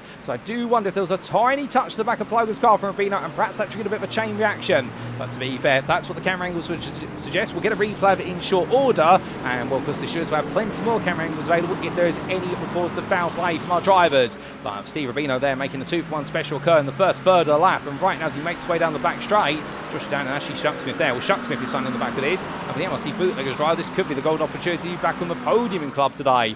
We'll have to wait and see if that's the way it turns out in the end. But as he continues to push on, there's John Treen, and what does John Treen do? He tries to lunge up the inside, but Shucksmith says to him, no, John, that you can't do.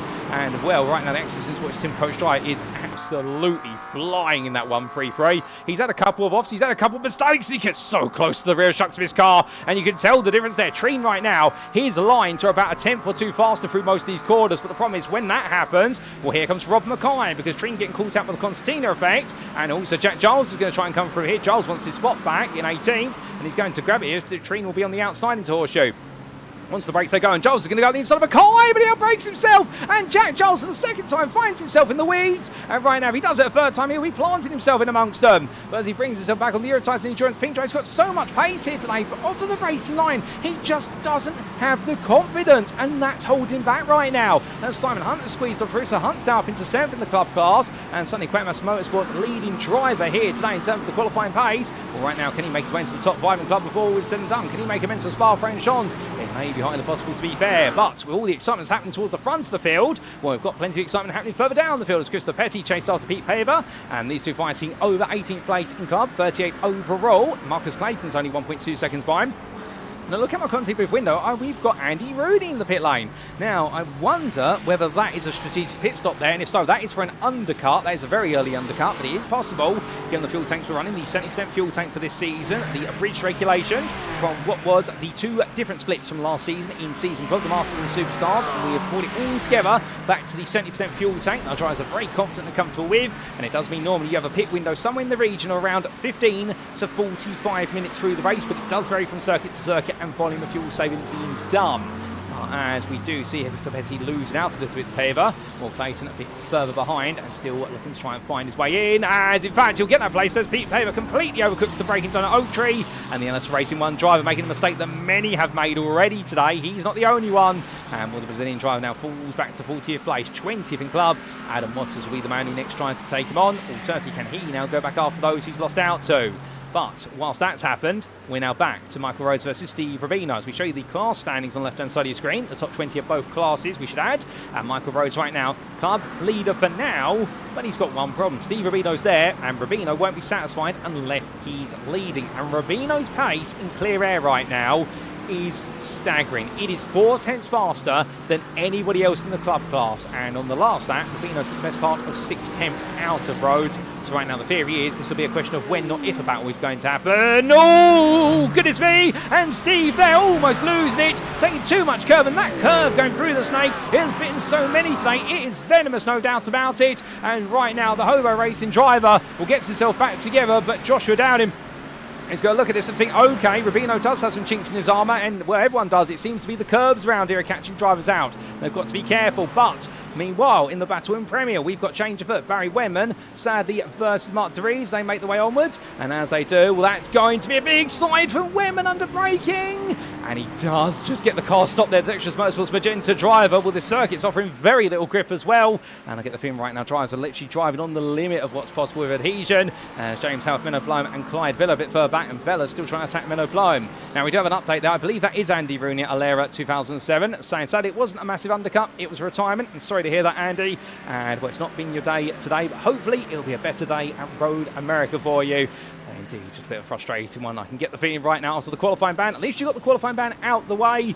And, well, onwards you go to the next one. But still, plenty of stories that are still being turned out there. No doubt about it. I appreciate the updates from drivers who are retiring from the races in the YouTube chat. Always helps. Indeed, if you guys and girls know something that we don't, feel free to feed it through in the YouTube chat. It always does help us here. Make sure that we know what's going on every step of the way up and down this running order. As Clyde Vella can't find a way any closer to Bloem at the moment. Meanwhile, John Treen all over the back of Rob Mackay, and right now looks up the inside, goes the switch back here, and it's almost as if John Treen, when he goes through second into third gear, that McLaren just pulls so aggressively compared to any other car, and Treen definitely looking very happy with the way the car's running.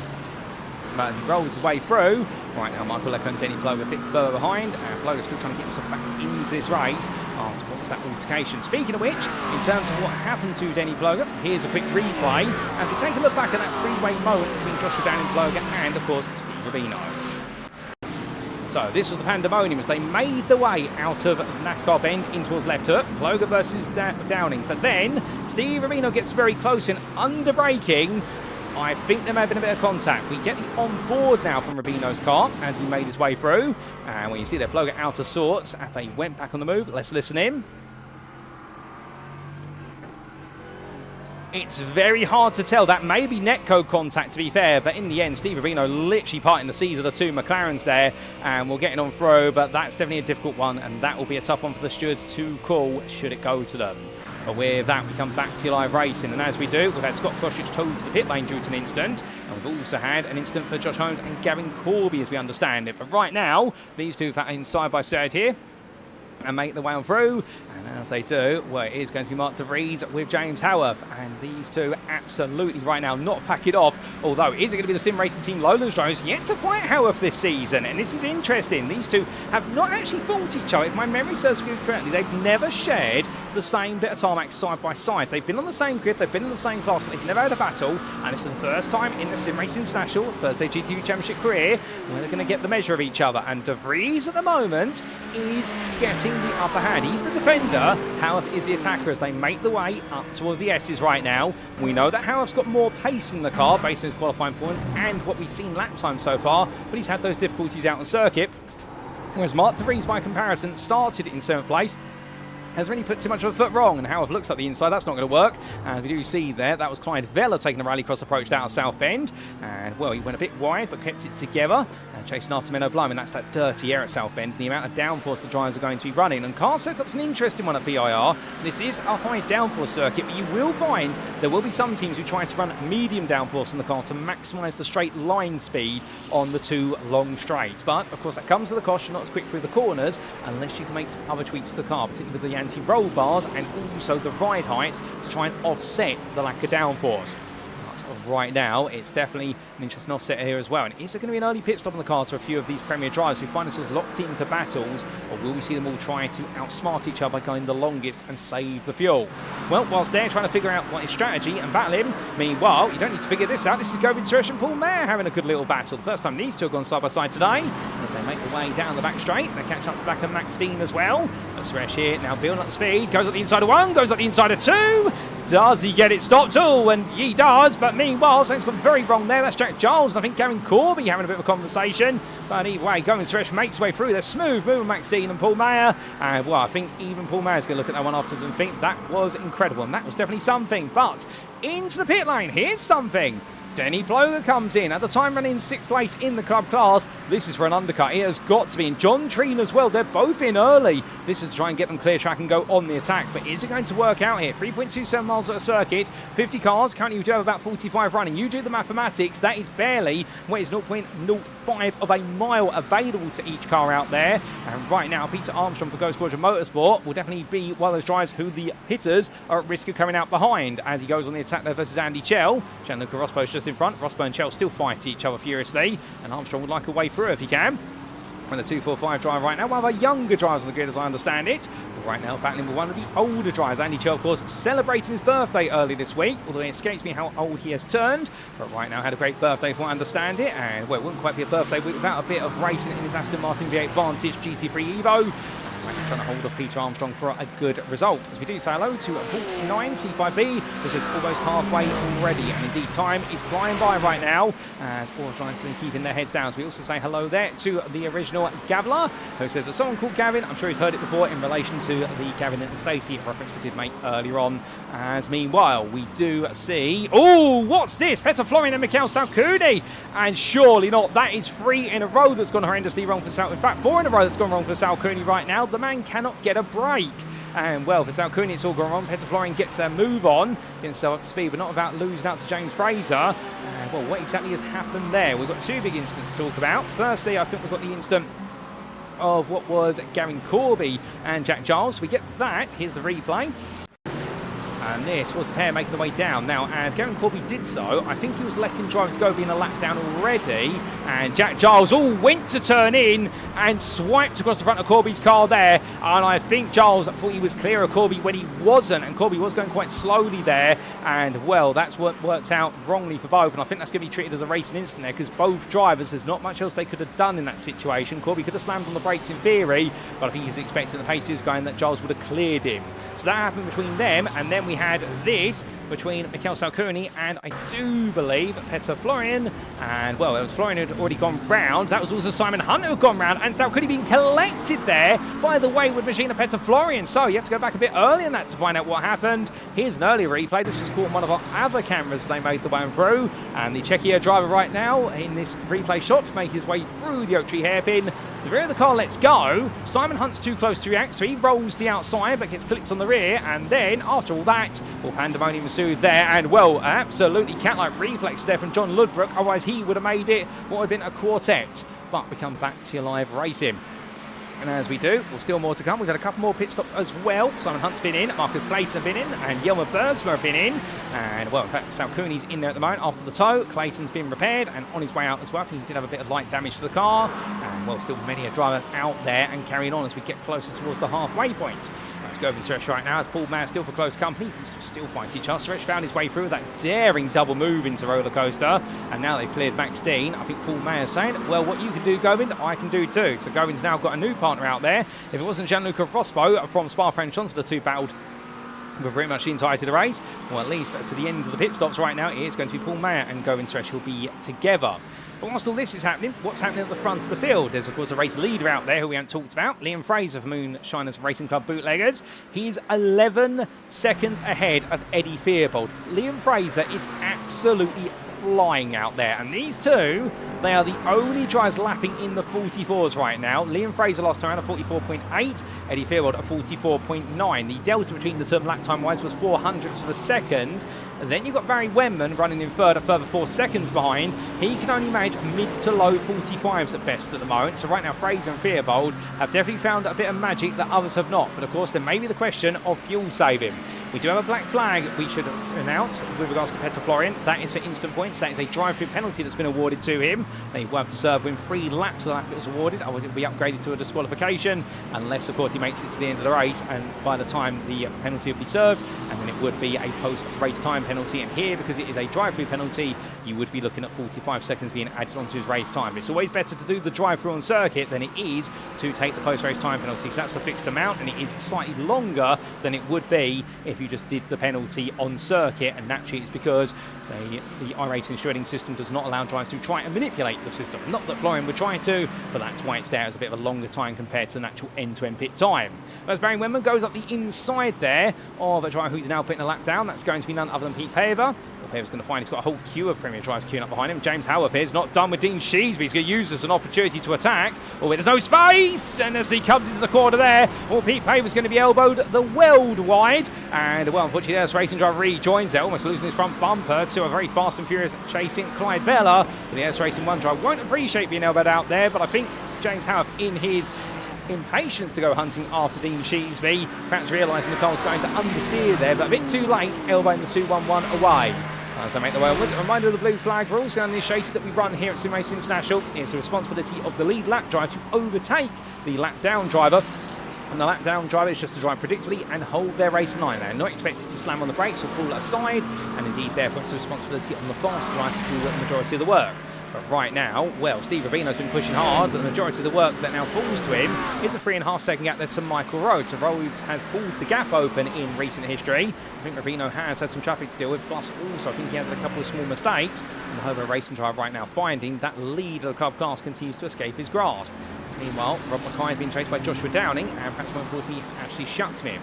Meanwhile, oh, that's another twist in the tail there. James Haworth and Dean Sheesby, you only catch the second half of it. And, well, that's going to be Menno Bloem getting between the two of them. And right now, I don't know if I'd want to be between Sheesby and Haworth, given the way that's gone down. Well, to get a replay of that shortly. And we've also had a bit of a battle between Paul Mango and Sureshko, the way of Mayor off camera, to a 14th place in the Premier class. But meanwhile, here comes Mark De Vries. So Sheesby's been kicked down the order, and now he's going to be kicked all the way down as they make contact. And Sheesby goes to the grass. Mark De Vries almost goes with him, but he gets himself decoupled at the last possible moment. And, well, Sheesby falls down, and Clyde Vella now looks down the outside. And Dean Sheesby right now being used a bit of a punch bag here as they make the way around. Albeit I don't think there was any malice meant there between the drives, but that's how Sheesby's going to feel at the time. Clyde Vella is still on the attack, and the GP Sports Xenon driver wants to try and take that 6th place over right now. But this race proving exceptionally unpredictable, and it is anybody's guess how this is all going to go. But right now, our driver's absolutely throwing everything at this, no doubt about it. Clyde Vella trying to stay as close as possible to Mark De Vries here, looking for another opportunity. James Haworth, well, now he's got Menno Bloem looking left, looking right as they made their way past Petter Florian. And we can see there Clyde Vella in the background. Surely he's not going to try too wide through the uphill S's seats. He's thinking about it. And I think the angel on his left-hand shoulder is saying, Clyde, do you really want to throw the race away? Well, again, if he is putting all his faith in Mark De Vries, I think he's putting his faith in the right driver to go too wide through there. But it is such risky business, no doubt about it. It's right on board with the 105 Ferrari, the GP Sports Xenon, as it powers its way onto the back stretch. And as they do have the car there. They're going to be putting a lap on very shortly of Florian. And we'll understand both drivers trying to pick up the maximum possible slipstream off of him. We're going to see Menno Bloem there, Mark De Vries, I should say, really able to bolt away in the draft. And Menno Bloem's a bit further up the road, still trying to poke and prod at James Haworth, but to no avail.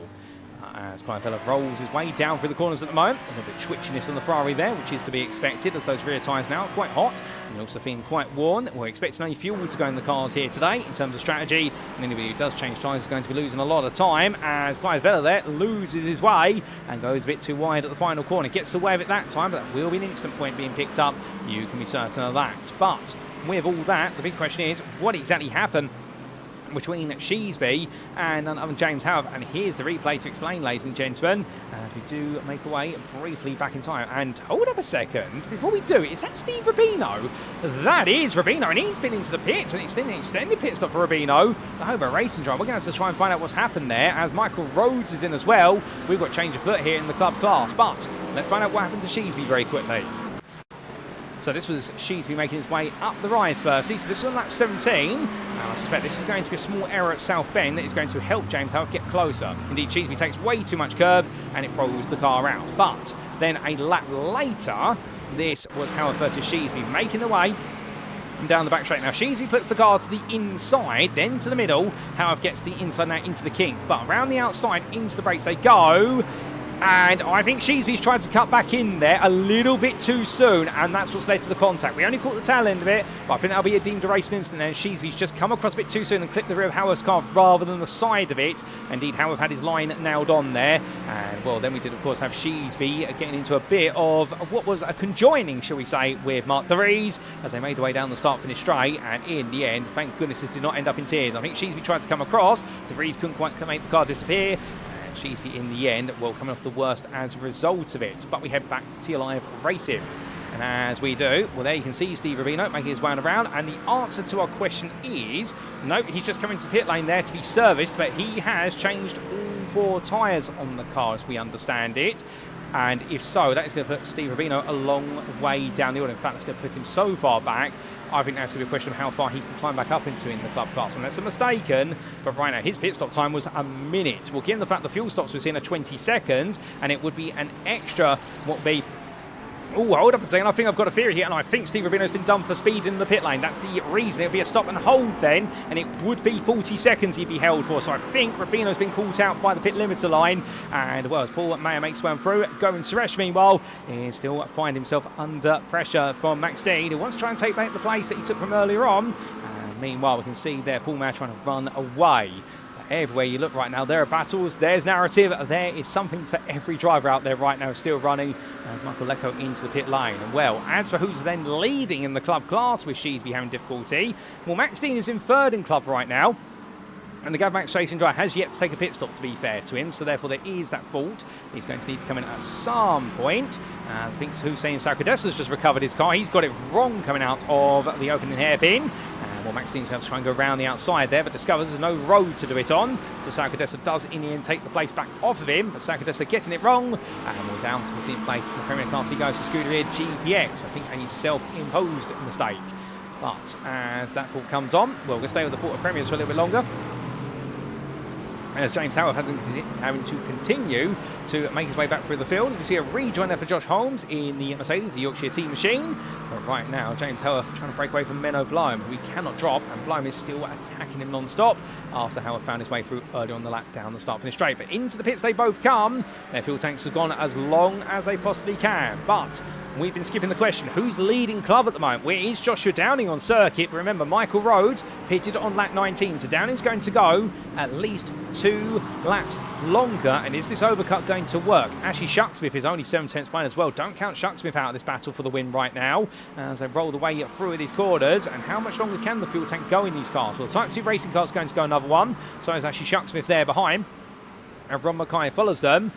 Meanwhile, James Haworth, Menno Bloem being serviced, Mark De Vries as well. So, SimRacing Team Loans deciding to bank on the same strategy for both cars in terms of the pit in lap. That will have to be interesting to see where they come out. But as for what's coming down the pit lane road at the moment, there's Haworth leading out of the pits. Then we do have Menno Bloem just behind, and Mark De Vries will be a little bit further back. Mark De Vries having to take a lot more fuel compared to the other two, and Govan Suresh threads his way between them. So does Max Dean. But remember, both drivers have got to come into the pits. So therefore, this is going to be a bit of a situation whereby for Mark De Vries is going to hope that Max Dean comes in sooner rather than later, because if he doesn't, he might have to make an overtake on the circuit. That's always going to cost him some valuable time.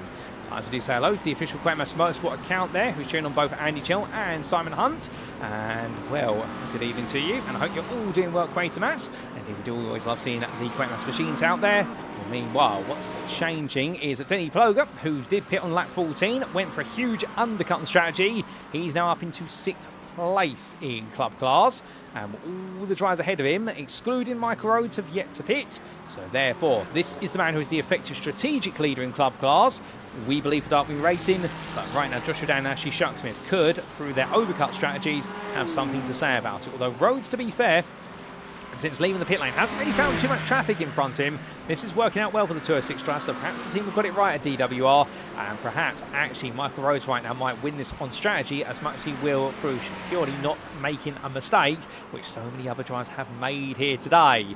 But hold up, speed of mistakes, there's Joshua Downing. He's lost the on-track lead of the club class, coming through the roller coaster, and it's all gone very wrong for him, as meanwhile Liam Fraser, well, he's coming again earlier than the others in the Premier League group, and well, he had a 10-second gap to play with. Surely for Liam today, well, the first thing is he looks around him, there's no Scott Kostrick, so he's going to breathe a sigh of relief. Next thing is he's got a clear track in front of him, so Liam Fraser, I think, is on course to win this strategically if he can keep his way down. That's the way they on through. Well, the MLC bootleggers right in the 174, definitely right now looking at an empty circuit around him, and it's all looking positive. As meanwhile, Dave Collier and Ross Wheatley both leave the pit lane there. And the DC Motorsport drivers head on down, and well, we can see what is the two Irishmen right now. Definitely feeling as though this race is going well, but Jordan Butler is about to put a fork between the two of them, having already pitted. And well, he's definitely going to come out ahead of Ross Wheatley, but Dave Collier is still a second ahead, a bit too far of a bridge to pass. But as he rolls his way up through Horseshoe Bend, well, right now they're looking at the back end of the top 10 in the Premier class. So therefore, for Dave Collier, it could be some big points in line. John Butler and Ross Wheatley will both want their taste of the top 10s. Indeed, it'll be a great result for any one of these three drivers should they be able to attain it. As more and more calms down here right now. Well, along the way, we have lost quite a few drivers here today. We lost Matthew Massey on the open lap, as we did Steve Hughes, also Ben Wayne, Danny Weir, Ellen Olsen, Daniel Mellor, Andy Rooney, Scott Kostrick, and Gavin Orby. And we also got Peter Armstrong in the pit lane currently, and hopefully we'll get to see him back out there before this race is over. But your last runner on circuit at the moment, at least, if you don't include Peter Armstrong in the pit lane, is Jack Giles, who's definitely had an absolute bruiser of a day. Had to tow to the pit lane after that huge shunt earlier on, and the Euro Titans Endurance Pink driver right now doing the laps out then, hoping to pick up some more places should there be any more retirements or mistakes of drivers for anyone he can catch. His next target is Mikhail Salkuni, who is 17 seconds up the road right now, so a long way to go. As we look from the back of the field to the front of the field, Liam Fraser takes the lead back because everyone else is into the pits. And well, as quickly as they're in, they're out. As Eddie Fearbold makes his way out, Barry Wenman there comes out as well. And well, where is Clyde Vella? There he is. Where's James Haworth? Here he comes. So James Haworth now back out in fourth place and pitted on lap 21, whereas your top three are pitted on lap 22 or lap 23. And Menno Bloem pitting on lap 21. That has not worked out for Bloem. In fact, Haworth has had the quicker pit stop by 4 tenths of a second. And Clyde Vella, that's come out ahead of both Dean Sheesby and Mark De Vries. So that's your top 8 now as it stands. Fraser, Fearbold, Wenman, Haworth, Bloem, Vella, Sheesby, De Vries and Collier is the 9th place runner just behind him, 12 seconds adrift. But this top 8 right now looking exceptionally spicy. And indeed, we could have a couple of very specific battles towards the very end. That will be a treat to the eyes. But Club, now the pit stops are being completed, and Martin Brandon been the last club driver inside the top 10 to have to come in.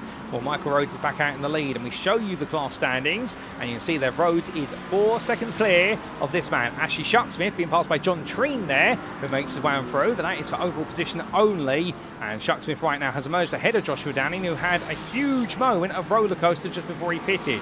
We do need to get a replay of that when we can. We're going to try and get that shortly to explain what exactly happens to Joshua Downing. And in fact, here we go for the escapades of the Type 2 racing driver. So this was just for his pit stop, making his way up towards roller coaster, goes into the braking zone.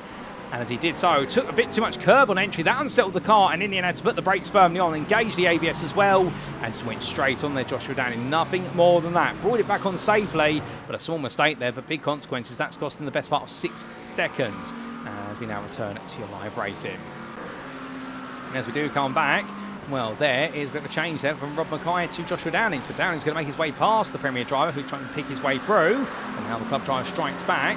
Bit further back, Denny Ploger there comes on through as John Ludbrook's made his way out. The GP Extensport Xenon driver, not known normally for making mistakes, but he's made an absolute grandiose error there, coming out of Oak Tree Bend. Easy to make there, as we almost see Paul Mayer do the same, almost losing the rear of the car. Mayer, by the way, has lost out versus Govind Suresh on strategy by the best part of a second in the pit stop, and Suresh has leapt back ahead of him for 15th place as it now stands with John Ludbrook's mistake in the Premier class. So So a bit of intrigue there between the two of them. But whilst that's going on, well, we look back to this man. I don't want to put the commentator's cursing in for too long because the Welshman makes his way through. This is Ross Gillett. Could he be on course here for what will be his season best result and also just a race where things have gone right? He is currently running 6th in club. 7th place behind him is none other than Rob Gregg. Rob Gregg being the best part, 6.5 seconds. And well, Gillett here could be on course, not quite for his first top 5 of the season, but first place away from it, and that will feel like a big achievement.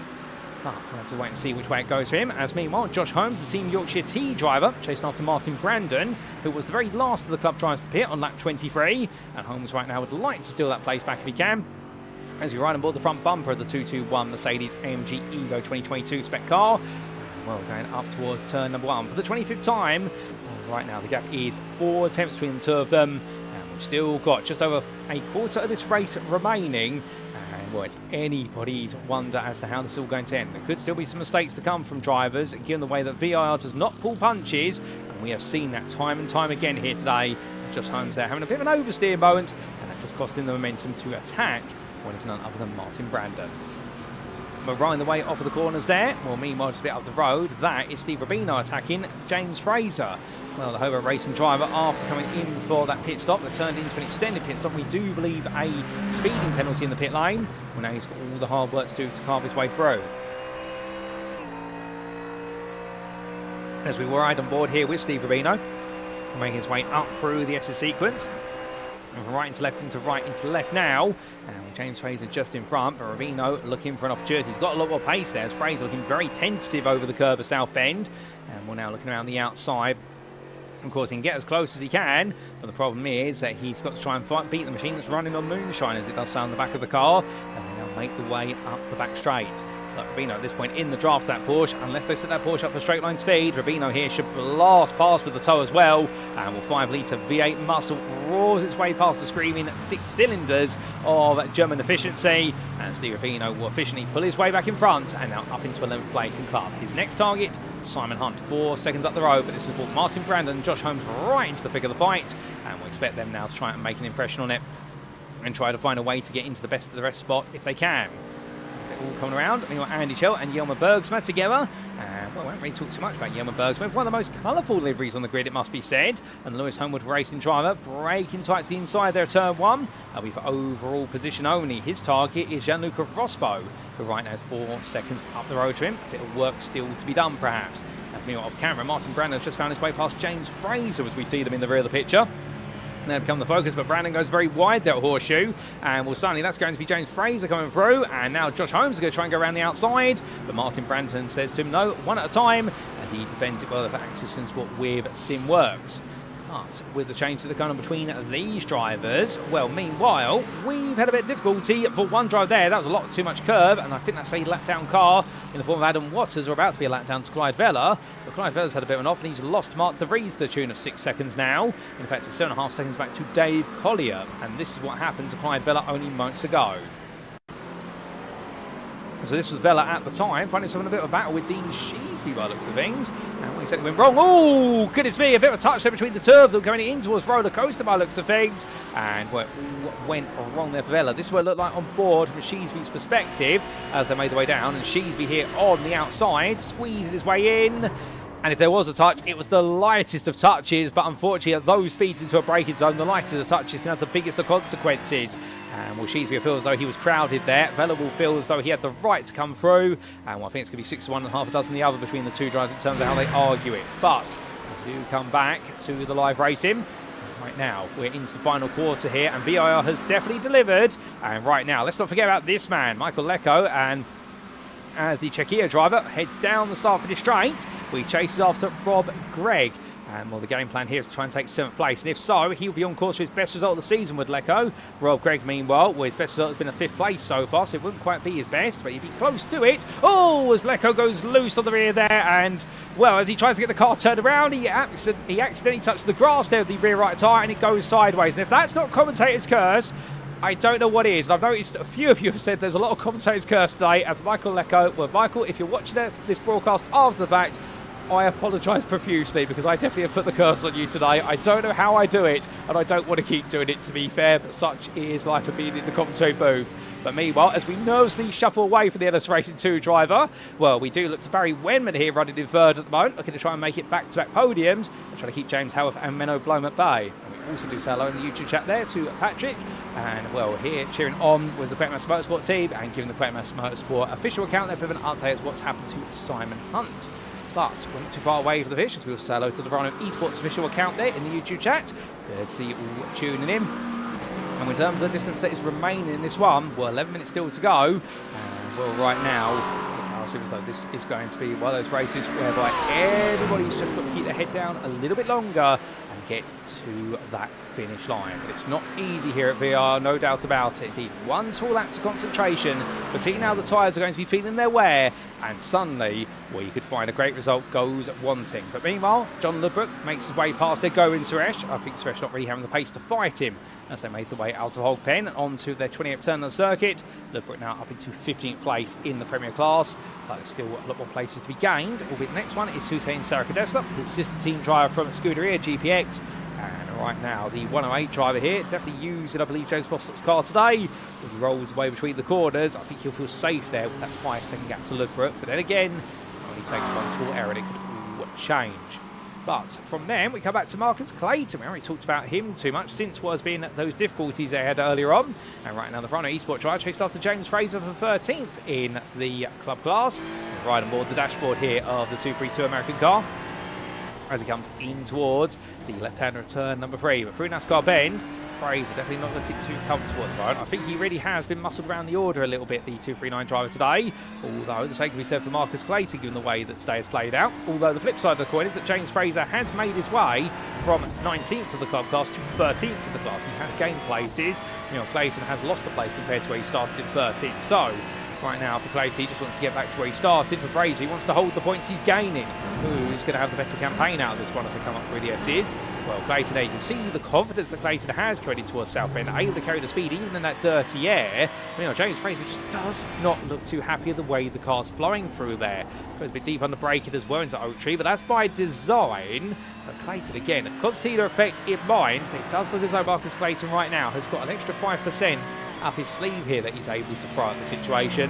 Right now looking quick, as meanwhile, Martin Brandon finds Michael Lecco back onto the rear of him. And Lecco at the time, of course, was running in 7th place until that moment. And Brandon goes defensive there at the last possible one. Into roller coaster they go. And Brandon at the end, well, completely makes an error of his braking zone, cuts across the corner. And Lecco there backed off. If he had not backed off, I think the two of them would have come to blows. But Michael Lecco realising what was going on there and deciding he didn't want to be any part of it. He'll reset and go again.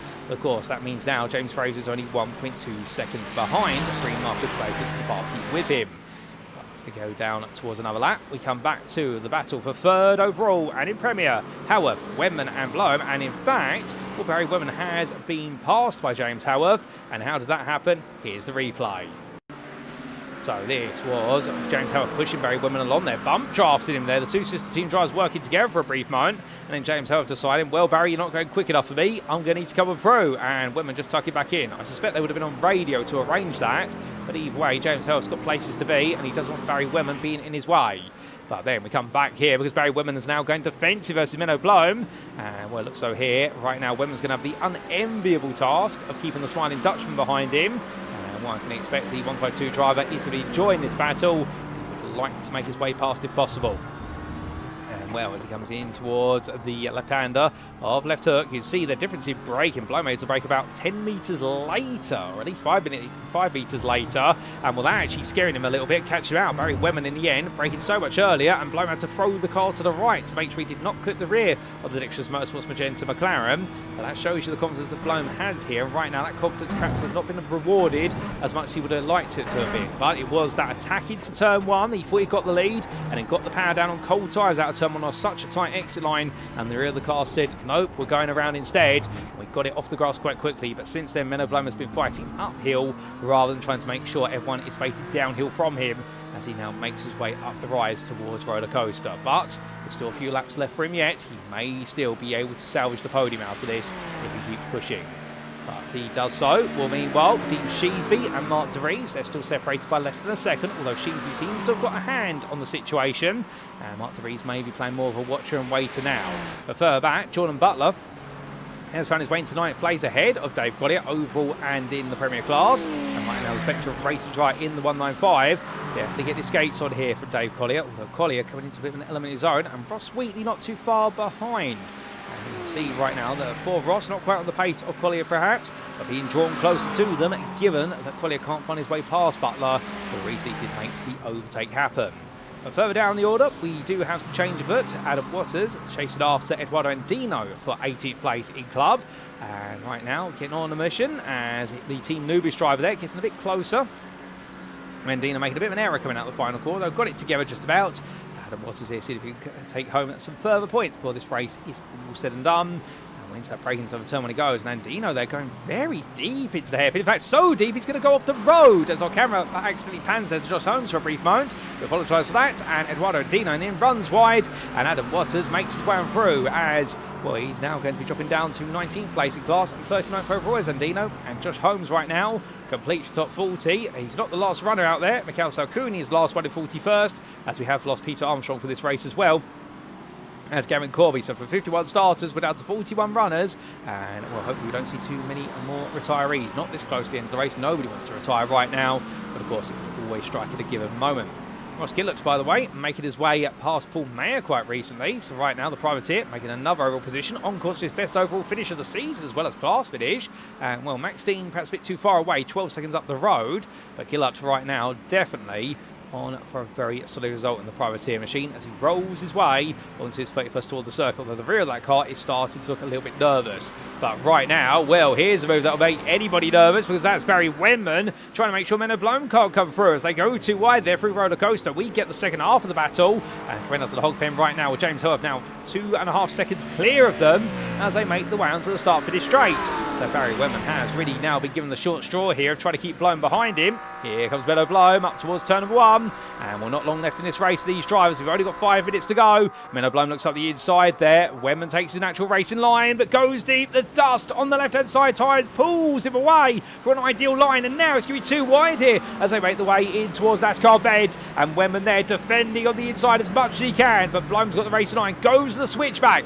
Gets it back now to the inside there, but takes too much curb. And it costs him the time. And Barry Wenman survives, but he doesn't quite get it nailed up at left hook. And as he makes his way through the crossover of the right-hander, well, right now 2 wide, they come through the snake right now, and well, normally it's only 1 wide, but Menno Bloem makes it 2 wide and makes it stick. And Menno Bloem, with an absolute brilliant bit of opportunities and not giving up in that fight, moves up at a 4th place ahead of Barry Wenman. Now, can Wenman come back at him? That will be the big question for this point onwards. We'll have to wait and see. But as these two drivers definitely push on right now, an absolutely brilliant battle between them, no question about it. And, well, for Menno Bloem, still showing us some life in this race, but now he's got a 4.5 second gap to James Haworth to close down. Well, if Wenman's task was to make sure that Bloem's not getting on the podium, he's achieved it. But I think right now for Menno Bloem, he's going to see that Ford Mustang off in the distance and think, you know what, I can chase the sound of a V8 as he pulls over here, and well, that's to try and break the toe versus Wenman. Wenman does not make a move to try and shadow him in the draft, and well, I get the feeling right now Wenman just wants the race in line. But meanwhile, whilst that's playing out, we've got more fighting going on further down the order. That's a big twitch there for Jelmer Bergsma as Rob Gregg loses out versus Gianluca Rospo for his 24th overall. But Simon Hunt only 1.3 seconds behind. And right now, Hunt still with Andy Chell and Steve Rubino there with the pair of them. Well, the Quackmass Motorsport drivers will swap places around, I suspect. That might have been a call on the radio there between Simon and Andy, whereby Simon has been the quicker driver today, having qualified in 5th place in class to Andy Chell's at 21st in class. And therefore, I think they'll feel as though Andy can act as the rear guard and make sure Steve Rubino goes no further. Indeed, Andy Chell right now is going to do a very youthful impression of You Shall Not Pass from Gandalf if you're a Lord of the Rings fan, and that will be to what will be the absolute behemoth that we're chasing after him, of Steve Rubino's Ford Mustang as he makes his way on through. Well, that's not quite as fiery as a Balrog, but right now with the amount of screaming from that engine, that Ford Mustang, well, definitely the fires have been lit there in the very beautiful and aptly liveried car. As he follows after Andy Chell. Big bit of oversteered there from Rubino. He's trying to get the hammer down as quickly as he can as he roars his way down the back straight here. And Chell right now just proving to be quick enough with his own twin turbo supplemented V8 in that Aston Martin, the Mercedes engine, of course. But Rubino now in the final part of this straight. Looks one way, then the other. Chell goes to the middle of the road, and Rubino's got nowhere to go. Taps the rear of Chell, but it's not going to work out there. And Rubino right now having to wait. And Chell here really putting on the defensive wall as best he can, as Hunt is now on the back of Rob Gregg here for 7th place in club. Can he take it off of him? Well, yeah, Bergsma and Gianluca Rosberg also fight each other here after what has been Bergsma getting ahead of Gregg on the course of lap. And here we go, Rosberg versus Bergsma. Well, Bergsma right now the aggressor here, looking around the outside. Down the start finish straight they go. Will Bergsma be able to get this done with Gianluca Rosberg on the inside? This is a very high chance that he'll be able to defend this. And Bergsma goes to turn in, still finds Rosberg's there, and has to actually correct the car. So in the end, Gianluca Rosberg defended well, but goes a little bit wide out the corner. Here comes Bergsma again. Now looking around the outside of turn 2 into 3, and see the confidence in the low speed cornering of the Dutchman's Aston Martin. And we'll get a big twitch on there. He's going to go for it, however, into left hook, but Rosberg beats him to the braking side of Rob Gregg. Goes deep as a result, queuing up behind. And right now as they roll the way off the corners, Rob Gregg has got the unenviable position to have to hold on to here. Simon Hunt and Andy Chelke up behind, Steve Rubino as well. They're all queued up at this point, and Rob Gregg's at risk of losing 3 places here to his club peers as they head up the hill. But no one's sure he's going to go too wide at this point in time. That would be absolutely risky. And they've got one more lap to go after this as our leaders are on to their 34th tour. It will be their final tour of this race as we understand it. And all the battles at the front of the field have definitely calmed down for now. The closest battle to the lead will be the battle for what would be 8th place between Clyde Vella and Jordan Butler as we understand it. In fact, no, it's Butler and Collier for what would be 9th place right now. So we're keeping a distant eye on that as we're looking at the cars that are on lap 33 rather than 34, which onwards for Rosberg, Bergsma, Gregg, Hunt, Chell and Rubino. But what a fight they have got ahead of them right now as they make the way onwards. And here comes Bergsma for the 2nd attempt as he now looks to the inside. But Rosberg just simply says to him, well, if you're going to take that outside line, allow me to shut the door firmly on you. And well defending all the way through Hog Pen. But as we come back to your leaders, they're not too far behind it, in fact. And well, they're coming toward the end of the race. Lap 34, the clock goes to 0. And right now there's Eddie Fearbold, 8 seconds behind, and James Halver further 6 seconds behind. But meanwhile, here is the man who put it on pole position, and after the disappointment of Spa-Francorchamps when he was held at bay on strategy for Liam Fraser, it's back to the top. He is gone because the MLC Bootleggers drive will win here in Virginia, and he will win by 8.5 seconds ahead of Eddie Fearbold, who takes a sensational 2nd place, the priority in the 100 BMW. James Halver will come through for 3rd place in the end, back on the podium once more, back-to-back podiums. Menno Bloem will come up behind the Dexterous Motorsports Cyan driver for 4th place of SimRacing Team Lowlands, and then it is going to be Barry Wenman coming home in 5th place there for Dexterous Motorsports Magenta. But what about 6th? It's going to be a frustrated Dean Sheesby, I suspect, with Mark DeVries in 7th behind him, and then you will have Clyde Vella come through for 8th ahead of Jordan Butler, but Butler's going to be 10 seconds behind here.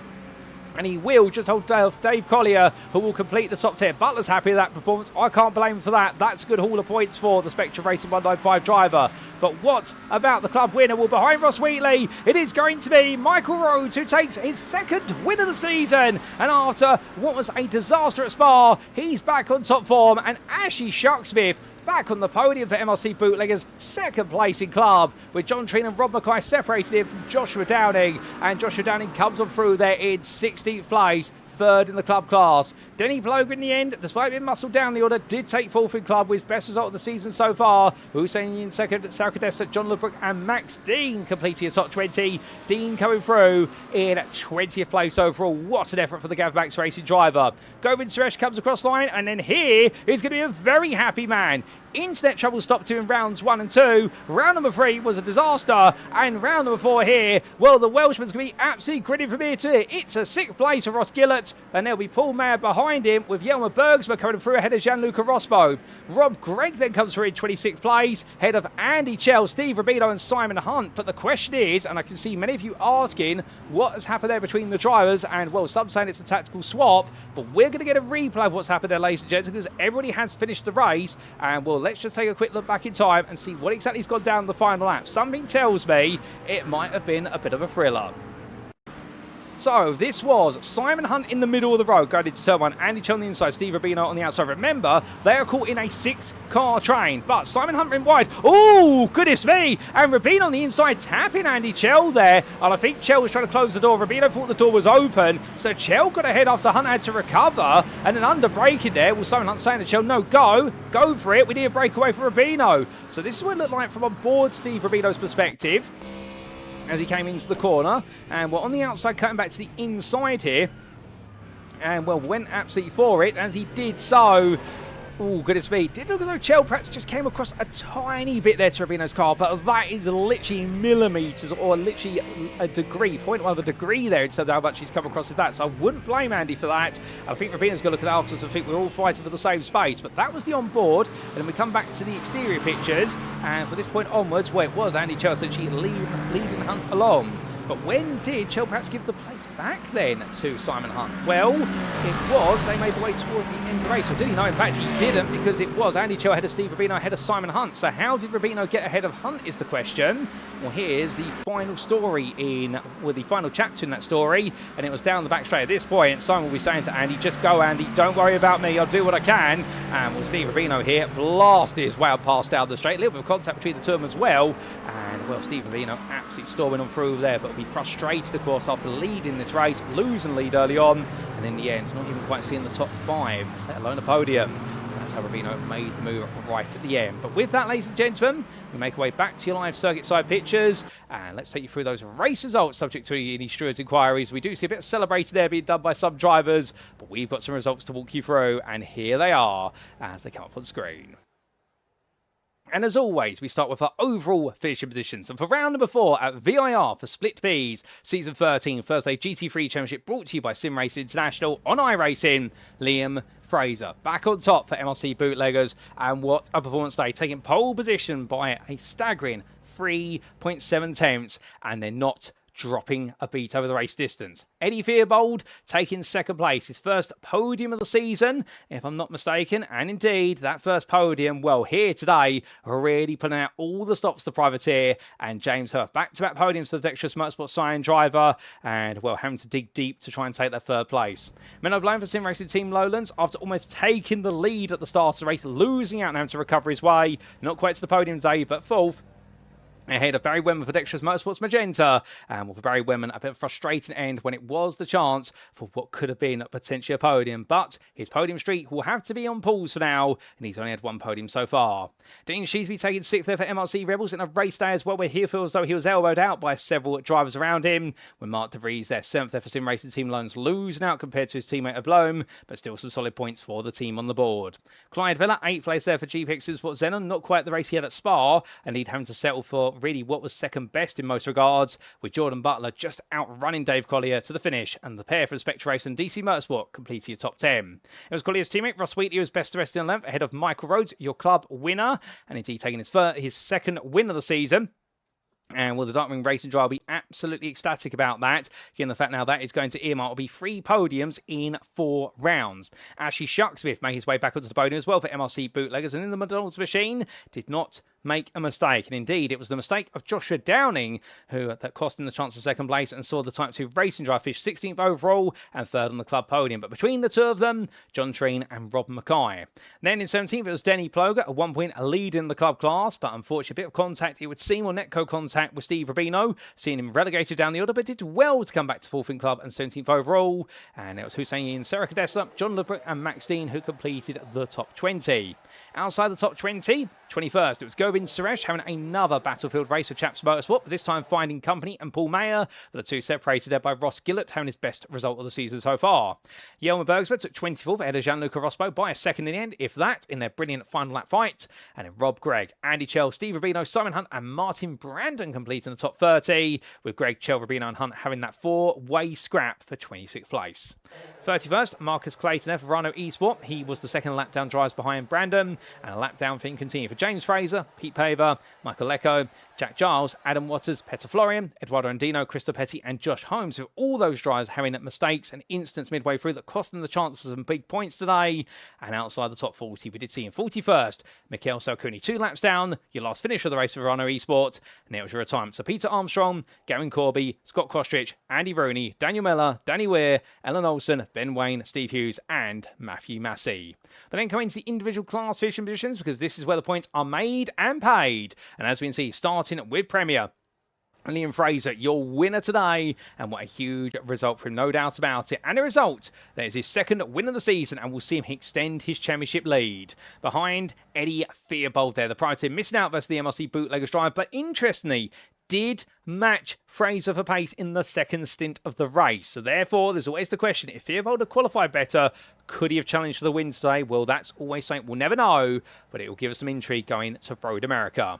James Haworth completed the podium there for Dexterous Motorsports Sign, having to get his elbows out all the way through today, and did so by 5 seconds in versus Menno Bloem for SimRacing Team Lowlands, and Barry Wenman a further 2 seconds behind, completing that top 5 for Dexterous Motorsports Magenta.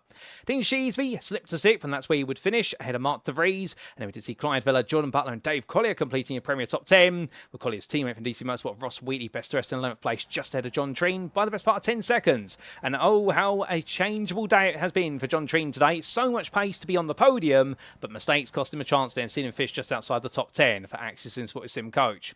1.5 seconds behind, Rob Mackay putting on another solid display, with Hussein, Sarah Cadesta and John Ludbrook completing the top 15, and then round off the top 20 in the Premier class. It's Goin Suresh, Paul Mayer, Yoma Bergsma, Gianluca Rospo, and the lap down car, Petter Florian. Outside the top 20, we did see all the retirees, unfortunately, the non-finishers of Scott Kostrich, Daniel Miller, Ellen Olsen, Steve Hughes and Matthew Massey. And then coming to the club class, by last but by no means least, we do see here, taking the win, Michael Rhodes. So Darkwing Racing by 2.3 seconds ahead of Ashley Shucksmith, and the Darkwing Racing driver in the end managing the race through to its conclusion. And indeed, for Rhodes, a huge result today. He'll be ecstatic about that. The MLC Bootleggers machinery of Ashley Shucksmith once again making its way to the podium, and the 222 driver will be pleased to see himself back up there. It's where he wants to be, and also 9 seconds clear of Joshua Downing for Type 2 Racing. If only not for that mistake at Roller Coaster, could he potentially challenge for the win? Well, it's always a what-if question. The MLC Rebels machinery, Denny Plogat in the end, coming home in 4th place. Not the way he wanted it to go when he was on course for a podium, if not the win, but still he's got to see the positives in this one. He is moving forward, and he has got podium pace. One of the Dutchmen was Max Dean for Gav Max Racing, his best result of the season by far, and Ross Gillett the same there in 6th place, the Welshman. And then we did see Rob Gregg 7th there for MLC Rebels, ahead of Andy Chell for Quetmas Motorsport, who in the end had to make sure one of the Quetmas cars outran the Hobo Racer machine of Steve Rubino, who was able to dispatch Simon Hunt. Hunt therefore completed the top 10 of club, and it was a lap down to Martin Brandon, as it was to Marcus Clayton, James Fraser, Pete Paver and Michael Lecco. A special shout out to the 2 Ellis Racing drivers as well, Paver and Lecco, both having the pace to be in the top 10, but mistakes holding them back over the race distance, particularly Lecco, who was at one point running for a top 5. Jack Giles 16th there, and if you speak of mistakes ruling him out of an opportunity of a podium, Jack Giles is definitely a great example as well for Euro Titans Insurance Pink today. And it was Team Lewish's Adam Waters ahead of Eduardo Andino, Christopher Petty and Josh Holmes, who completing that top 20. Outside the top 20, completing the order, where it was 2 laps down to Mikhail Salkuni, and then the non-finishers are Peter Armstrong, Gavin Corby, Andy Rooney, Danny Weir and Ben Wayne. But with that, ladies and gentlemen, that completes our rundown of the results, subject to any stewards' inquiries. And with that, we now get ready for our post-round interviews. We're going to step away for approximately 5 minutes, but when we come back, we're definitely going to have plenty of interviews lined up for you, so don't go anywhere. You won't want to miss what our drivers have got to say about the shenanigans and the battles that went on today here in the Virginia International Raceway. We will see you very soon.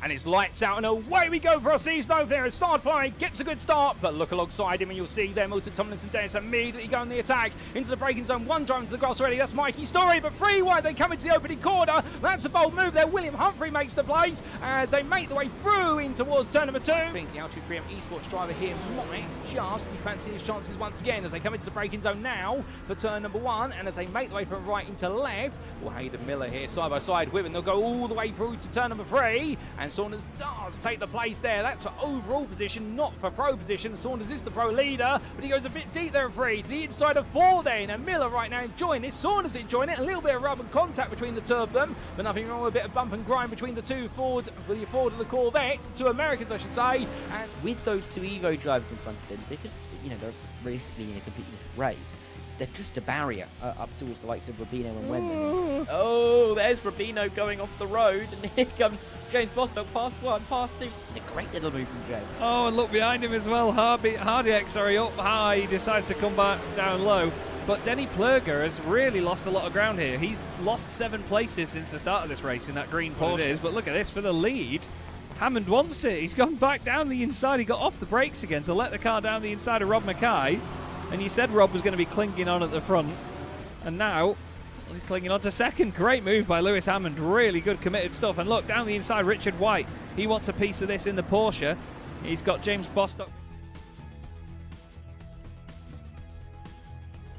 And it's lights out and away we go here as Mirko Bortolotti goes exactly on the green, and as they roar the way down towards turn number 1, Martin Statman side by side with him, but look behind, Tim Perry under pressure, Miguel Leon immediately as the Enosis Esports driver tries to put the pressure on. Further back we've got 3, 4 wide, they're all in the crush as they come through the opening bank. Look back for the rear of your second place runner, Statman, and Statman right now for the Gazex Racing team. What he's trying to do here, I think now, is just hold on to second, and if needed, he may have to act as a bit of a buffer and perhaps sacrifice a little bit of his race for the race leader here. Although Bortolotti, to be fair, I think might be holding some pace back, but here comes Lux in the tow, in towards what we roller coaster they come with the Virginian corkscrew. It's left into right very quickly here as they both make the way, and it's too wide on entry, but Lux gets ahead. It's up into second now, as it will be Martin Statman falling down to third, but Callum Lux does clear another one, and now only one car is between him and an opportunity of victory here today. Which is Perry going to make the move, or I'm going to have to make the move for him? Well, there's your answer. Perry's going to go on the inside here of Dean into the braking zone.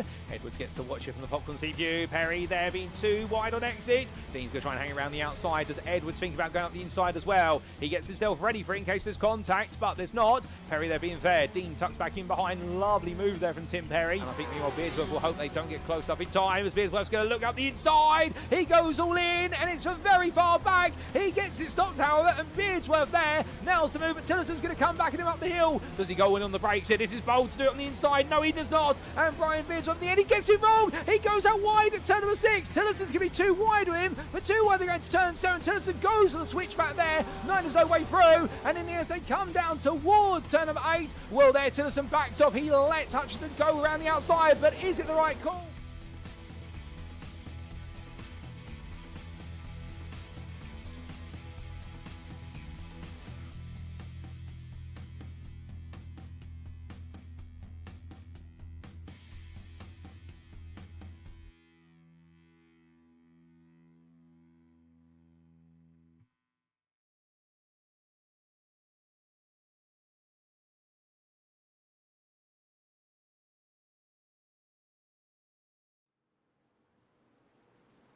And here we go with our post-round interviews, ladies and gentlemen. And what a race we have had today. And to kick us off, where better to start than with the man who today looked untouchable at VIR. He joins me now in the interview room. It is none other than Liam Fraser. Liam, good evening to you.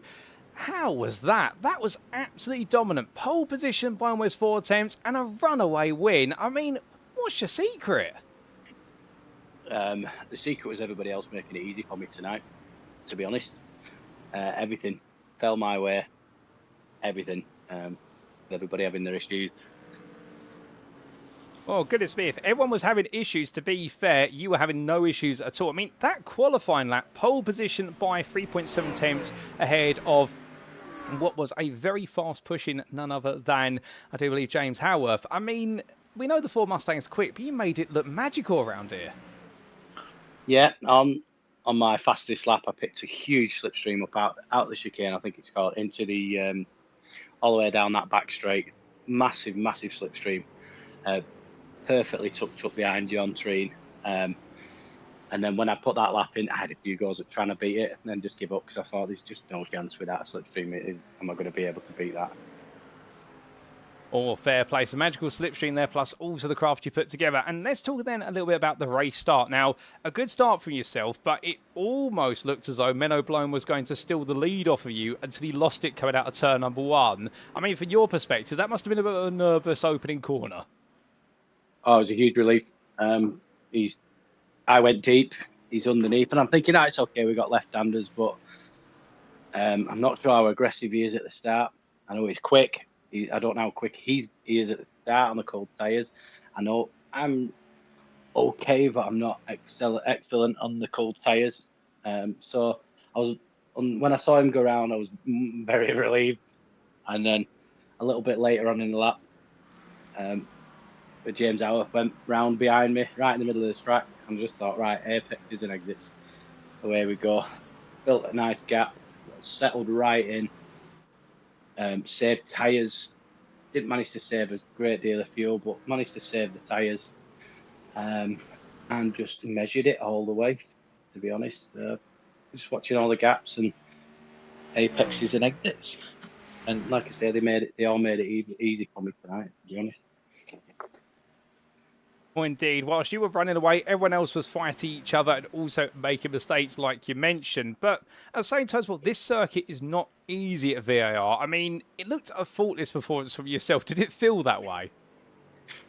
Yeah, I think I only went slightly wide twice. But if I'm going to be deadly honest, I think I've got about 3.5 hours practicing now. So, it's there. If you put the practice in, you may get the results. If you're just turning up, you can't really expect a great deal, especially at this level. Oh, very true. That practice proved very valuable. Now, I hate to ask this question, but much like at Spa-Francorchamps, you decided to come in perhaps a little bit earlier than some of your rivals. Were you not perhaps worried that you were going to get caught up behind someone like you did Scott Kostridge at Spa? Well, definitely went back and analysed that and realised how incorrect that was. I've got to apologise to Scott Kostridge. I got on the mic a bit aggressively, so I do apologise for that. But at Spa, he did absolutely zero wrong. It's just inconvenienced me. I got a bit overexcited on the microphone, so that button's now gone off the steering wheel, so we can't have that. But I didn't have another lap in me for fuel, to be honest. That was it. That was the end of the tank, even though I'd been fuel saving. And it was more the tyres, really. I had tyres left coming out the last corner all the time, which is great. But yeah, that were it for the fuel tank. Oh, fair play. I mean, in that situation, a perfectly nailed strategy, even though you were quite restricted on fuel.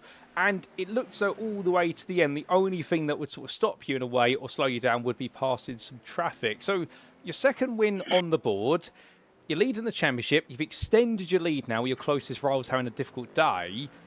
Road America is next. Is it going to be a third win of the season?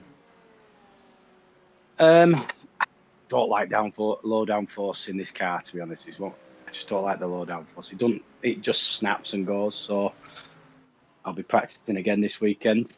The setup was brilliant. I've been given tonight. That was perfect.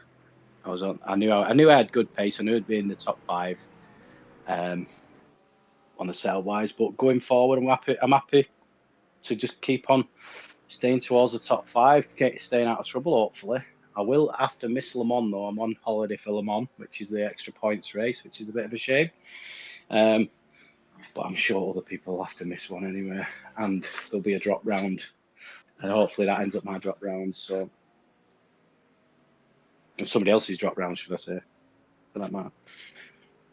Oh, fair play. So it's going to be a bit of an uphill battle for yourself there in terms of you're missing that round, like you say. So looking ahead, what rounds do you feel as though, if they're the rounds you have to win or get the biggest score, when are you going to target them? To be honest with you, I can't remember the rest of the calendar. To be honest, I just have a look. As soon as we're done here, I'll have a look. I've been concentrating really hard this season on what's ahead. So each week, we're really getting to the bottom of what we think the conditions are going to be, and hopefully getting ourselves locked in quite early, so it's just time for lapping and picking up time. We've had a change of brake elastomer in the brake, and I don't know if you noticed, but I went a bit funny on the start. My throttle pedal has been iffy tonight. It's stuck on 3 times. It stuck at 50% on the rolling lap. I thought I was going to have to pull off. It did it at one point during the race after the pit stops as well. I'm just dancing around doing an Irish jig on all the pedals, just hoping they're going to come back to me, and they did. So if that could have cost me some money if it would cost me the win. Oh, goodness me. That would have been the last we would have wanted for your pedal to get stuck on and essentially cost you your chances of the win. But as we do get ready to let you go and look forward to seeing you take on what will be the rounds ahead and see if you can extend that lead, is there anyone you'd like to give a mention or a shout out to in the broadcast? Yeah, shout out to you, Paul, and everybody that organises the league. Doing a really good job. Shout out to the Moonshiner boys. We're up to 8 now. Decent amount of racers in the ranks. And as you say on radio to anybody who knows me. Well, Liam, it's been an absolute blast catching up with you, no doubt about it. Congratulations on your second win of the season, an absolutely dominant win. And, well, we look forward to what's to come in the rounds ahead. But until then, celebrate the win, have a wonderful evening, and we'll see you in the future. Cheers, Paul. So that was Liam Fraser, ladies and gentlemen, the Moonshiners Racing Club bootleggers driver, absolutely flying high today, no doubt about it. And talking out there the fact that in qualifying he had the perfect lap from his perspective in terms of what he could do as a driver, and he also found a huge toe down the back straight. It all added together and to give himself the perfect possible lap he could ask for. And after that in the race, a bit of a sticky start there. We didn't quite notice. It's interesting he's mentioned about his throttle getting stuck on there, and as a result, almost having to abort the start before he could go racing. But thankfully, it didn't go wrong, and we got to see an incredible result for him. But also mentioned the fact that there was a degree of confidence that he would be able to take that lead back of Menno Bloem if it was not for Menno's mistake, and really pointing to the fact that a lot of his rivals did make errors that bought him the space to work with, although I think he has played down himself a little bit there. But also, I did like the fact you mentioned that the 3.5 hours worth of practice going in, and that practice has paid off. I mentioned that at this level of competition, you cannot afford to turn up with limited practice, and that is definitely going in his stride. But understandably having to miss Le Mans, and therefore he'll be back at Road America for the 90-minute race there, but he will miss out on critical points with the 90-minute endurance races worth bonus points, so therefore he's got a bit of work to do. But Liam Fraser, you can be certain he'll try and offset it by just winning every race between now and Le Mans in round number 7, where he's going to get his head down before he heads to France, or indeed doesn't head to France like the field, and Road America is his next target, and we look forward to seeing whether he can make it 3 out of what is 5 rounds that are wins. But ladies and gentlemen, more interviews to come, and next up we're heading to the club class.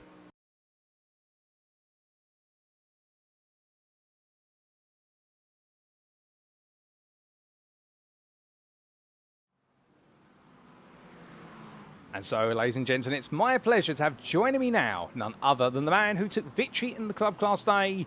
It is Michael Rhodes. Michael, good evening to you. And after Spa-Francorchamps, I mean, this has got to feel as though this is the ultimate roller coaster ride of racing, from disappointment to absolute joy. Yeah, next week I'm going to crash out again. Yeah, that's the season so far, yeah. It's crazy. Oh, goodness me. Well, to be fair, if it was a bit of a crazy one last time out, I mean, qualifying here at VIR, a respectable 16th place overall and 3rd in class. But from your perspective, it looked as though you didn't quite have the pace to match the top 2, but you were clear enough away from the rest of the field. Yeah, no, qualifying pace I wasn't too mad at because I knew my race pace would be a little bit better. A little bit more.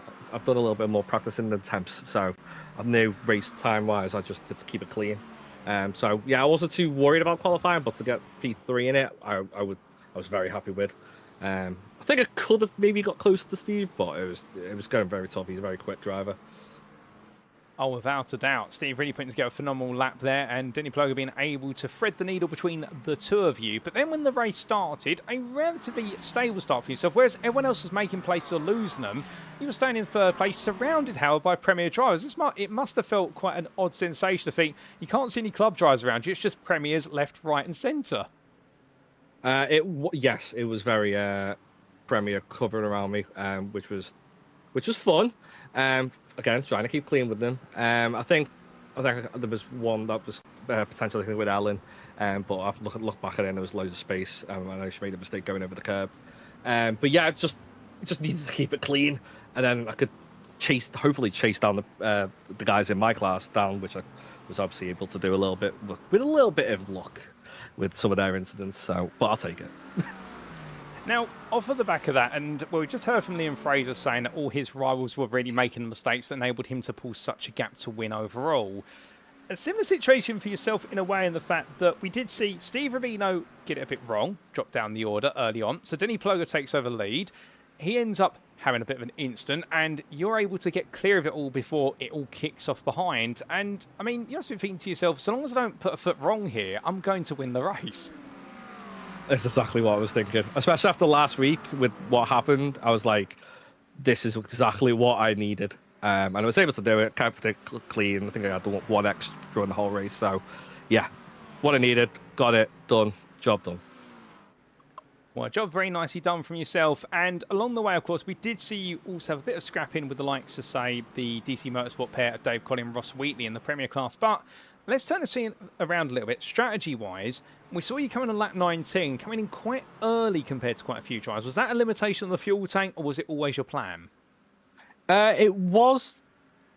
I kept deciding, like, I kept going to and from, deciding where I was going to pit in early, because obviously I was behind, as you said, the DC boys. And I was going to pit in like a few more laps earlier, but then I saw the pace between me and then Stephen behind, and then it was like, right, okay. But then I saw Stephen pit, and I thought, right, got to do it next lap just in case, because obviously if he's in clean air, he'll catch up and make the gap. But unfortunately, he had a really long pit stop, so came in early, but wasn't too bad. Didn't lose too much time, but it was very close with, I think it was Andy and Josh near the end, which thank God I came out ahead of them.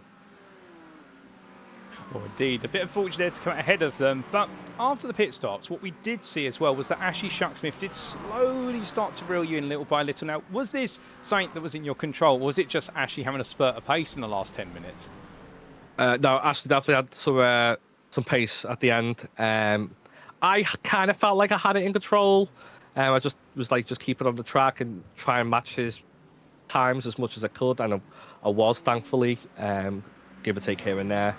I think he was behind Treen. I think if he got ahead of Treen, then maybe he could have been maybe closer. But I felt like I had it under control. But you never know in these kind of situations. It's one mistake could you lose it all. Oh, indeed. Like you say, only one mistake, and Sonny, what looks to be all in your hands falls out of your grasp. But you managed to take your second win of the season, your third podium in 4 rounds as well. It means you're going to be extending your championship lead, or at least opening it back up. And next up is Road America, a circuit which the Ferrari may go quite strongly at, but it's a 90-minute race. Your thoughts? Bring it on. I've been doing practice for it in the 6 hour, but not in the Ferrari, so I'm going to have to do it again. I'm learning it again in the Ferrari. But yeah, I heard the Ferrari's good around there. I'm excited for it. It used to be a track I hate. I started to love it more and more since being on it more. Yeah, it should be a fun one. Well, fun may be had at Road America, but we've still got time there and some practice to be done. But just before I do let you go, Michael, as always, is there anyone you'd like to give a mention or a shout out to on the broadcast? Shout out to the other drivers in my class, and big shout out to the team, obviously. Oh my God, no, I got the team name wrong there. DWR Racing. Racing. Oh my God. I'm tired. It's been a day.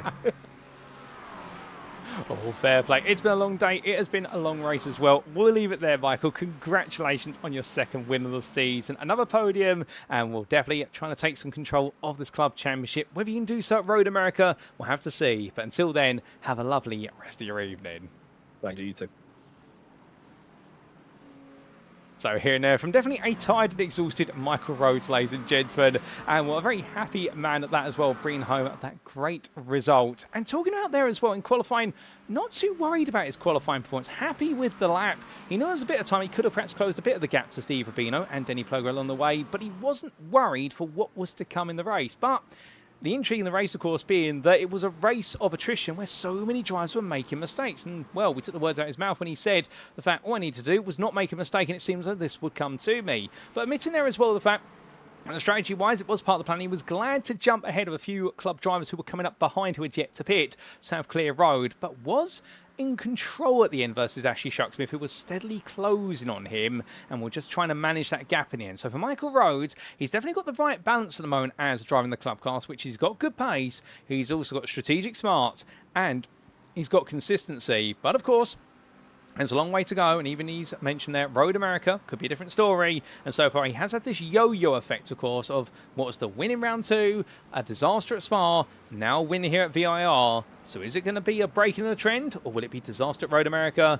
We will see. But, ladies and gentlemen, we've got more interviews to come, so don't go anywhere. We're heading back, I do believe, to the Premier class.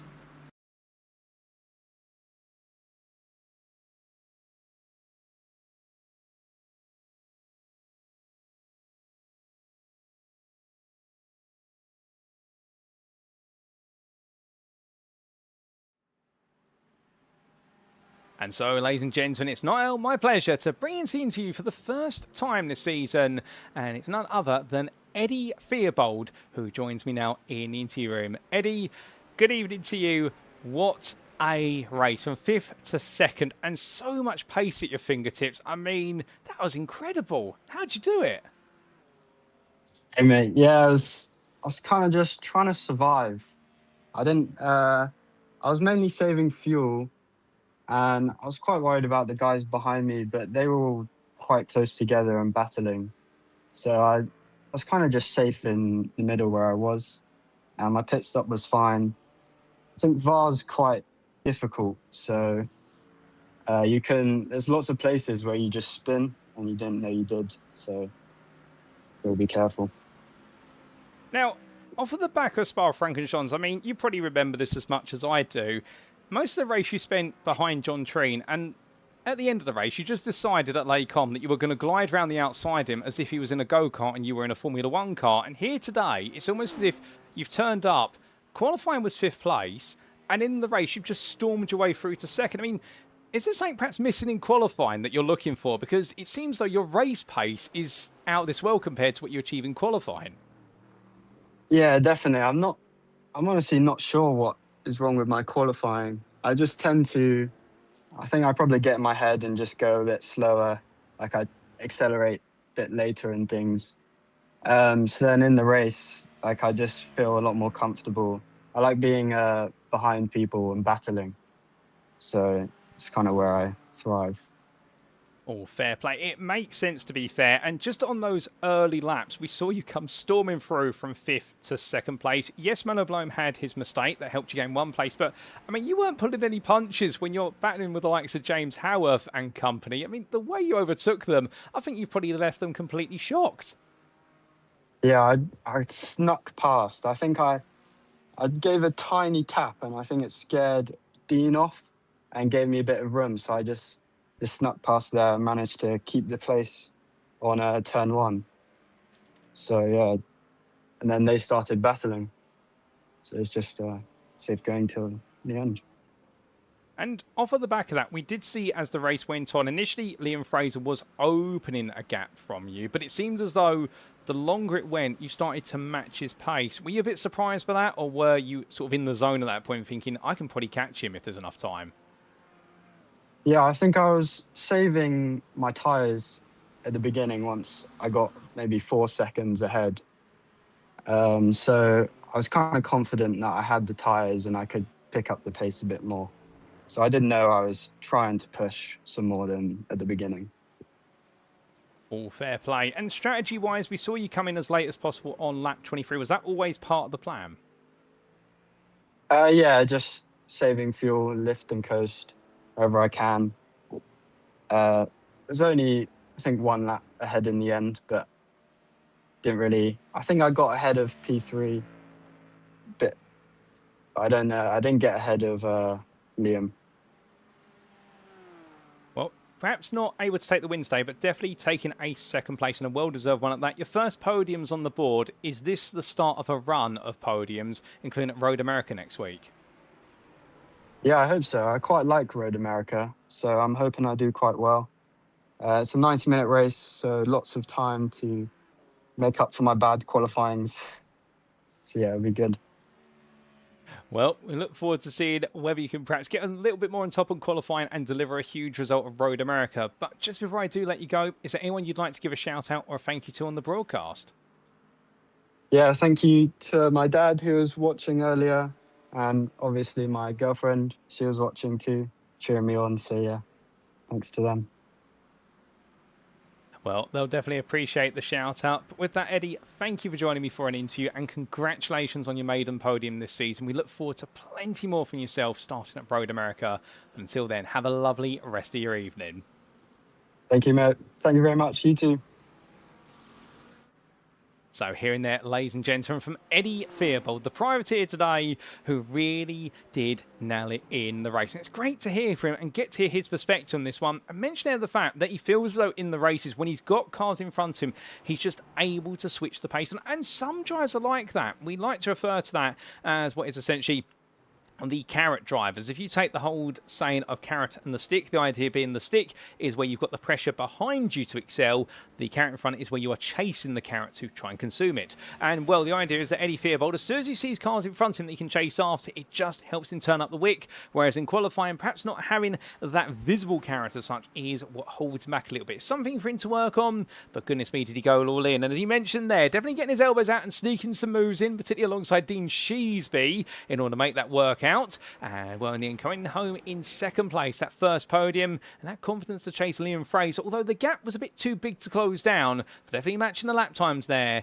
Eddie Theobald right now may have just announced himself as a championship contender, or at least a regular top 3 finisher. We'll have to wait and see whether he can make it onto the top step of the podium at Road America. But with that, ladies and gentlemen, we've got one more interview to come, and we'll be right back for our final interview of this evening.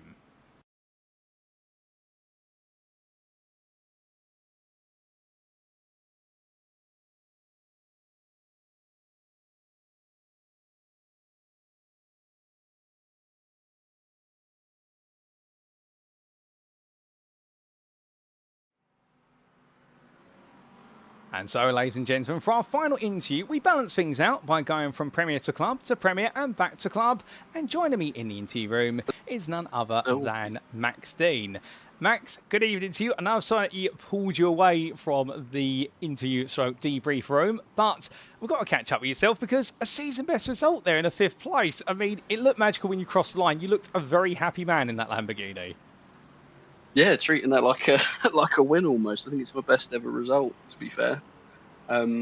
Yeah, definitely enjoyed it. Oh, an enjoyable race, but of course, if we break it up into its constituent parts, qualifying 33rd overall, 12th in the club class. I mean, a very tight qualifying field at a tough circuit as well. Were you happy of where you qualified? I think by the time I got my quickest lap in and saw that my optimal was about 44.8, I just knew I wasn't going to get there. So it was like, okay, I'll settle with what I've got and let it come to me in the race. Well, definitely the right approach to take there. And in the race, we did see a few spills for your rivals in front. But for yourself, it looked so it was a relatively calm race. So was that always the plan to perhaps gain where others lost out? Or did you think to yourself, actually, I might be able to make a lot more places here. I've got the pace. Absolutely. It was more just capitalising on other people's mistakes for me.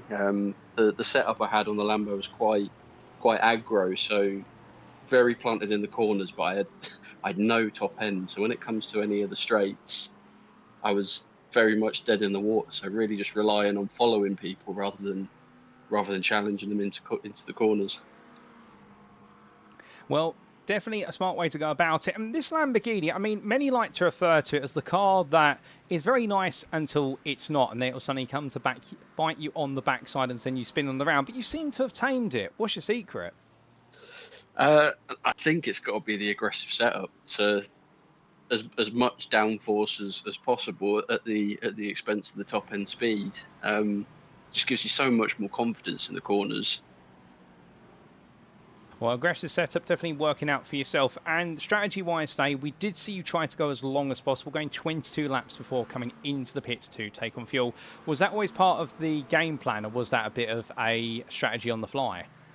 That was very much on the fly. I don't think I started fuel saving until about maybe, I don't even know what lap I decided, right, I'm just going to half shift it, 3/4 shift it, and then just stayed there in the slip as much as I could. What a bit of improvisation did you well? And was there a point where you sort of realised to yourself, hold on a second, I'm on course for a top 5 here, or did it only click literally with laps to go? I didn't realise that it was a top 5 until I checked the results by the end of the race. Because I don't run the eye overlay because I feel like too much on the screen puts me off. So I checked the relative and saw that I'm kind of in the mix between a few pro drivers, but had no idea that it was 5th. Oh, most definitely. And well, it was an exciting end for yourself. Although I have to ask, obviously, it's been a bit of a up and down season for many so far in club, yourself included. I mean, have you set yourself any targets this season, or has this already sort of broken those targets to achieve this result? It's definitely broken the targets. I think the target for me is just to finish every race without too many incidents. I'm still kind of fairly new to iRacing, so just finishing and surviving and improving is the goal. So this is really knocked it out of the park. Oh, fair play. Well, that's absolutely lovely to hear. And knowing, of course, we've still got plenty more rounds to come. Next time up, of course, we have got Road America. A bit more of a power circuit compared to VIR in some respects. So how are you feeling for the change the Lamborghini's going to have there? Probably go with the same aggro setup, and just hope it pays off again. Just try and replicate what happened today. Well, there's nothing wrong with that approach, to be fair. If it's working, or as they say, if it's not broken, don't fix it. And, well, it's definitely working for yourself. But just so I do get ready to let you go, is there anyone you'd like to give a shout out or a thank you to on the broadcast? Big shout out to John Logbrook for getting me into iRacing. Shout out to teammate Gavin Corby as well. I was gutted that he couldn't finish because he's been practicing like a madman all week. I think he's done something like 600 laps. So I was proper gutted for him. But we'll get Road America down and we'll move on to next week. I have to actually jump in and just ask there, is that a bit of an unfair distribution? Should he be letting you do some more of the laps there, or is that just his own time? He's got less experience than me, and he's flying. Like, honestly, I think we were talking before the race. He's been on iRacing for 19 weeks. So like his improvement week to week, and just like pace and consistency will come. But yeah, it's incredible for somebody that's only been doing it for a short amount of time. Oh, goodness me. Well, to be fair, if you're both relatively new to iRacing, you're both impressing in club, and long may it continue. Max, we'll leave it there. Congratulations on your maiden top 5, surpassing your own expectations, and surely from this point onwards, it can only go higher, and the sky is the limit. But until then, rejoice in that 5th place, and have a wonderful rest of your evening. Cheers, man. Thank you very much. So hearing that, ladies and gentlemen, from a very happy Max Dean, no doubt about it, the GavMax Racing driver, and I do love that, to be fair, talking about how raw and new he is, and also mention the fact that it's not just he who is new to iRacing, but the whole GavMax Racing team, he and Gavin Corby, well, Gavin putting in the more laps, a bit disappointed for him, or upset for him, we should really say, the fact he's put in so much practice it hasn't worked out, but they really are a team that race together, they win together, and they lose together, and well, for Max, here today, it has definitely been one of those rounds whereby in a Lamborghini that's not known to be an easy car to conquer, and bring on home a top 5 by going with a setup. And interesting in him talking about the fact he's gone for an aggressive setup on the car because it makes the car flow better. And perhaps that's the art to it. And a car that is very sensitive, you've got to really tame it. You've got to take the horns, and he's done that. And whilst others are making mistakes, just picking his way through, also having to contend with a number of Premier drivers around him, including Govind Suresh and John Lebrook. But in the end, nailing that 5th place. And now at Road America, he's going to bring the same setup to the table, a similar derivative, and see where he can go from there. And we look forward to seeing both him and Gavin Corby, well, they can potentially both make it into the top 5 next time and spring a few surprises as this season goes on. But with that, ladies and gents, that concludes our interviews for today. And just as we get ready to wrap up, of course, let's give you a quick reminder of who we've spoken to. But we've had 4 interviews on the broadcast today, and a nice balance as well. 2 drivers from Premier and 2 from Club. We always like to hear from drivers up and down the field, and we will try to get some exposure from other drivers as the season goes on, particularly when they achieve season best results, even if it's not on the podium, not even in the top 5, because it's always great to hear the voices of the field in Split B.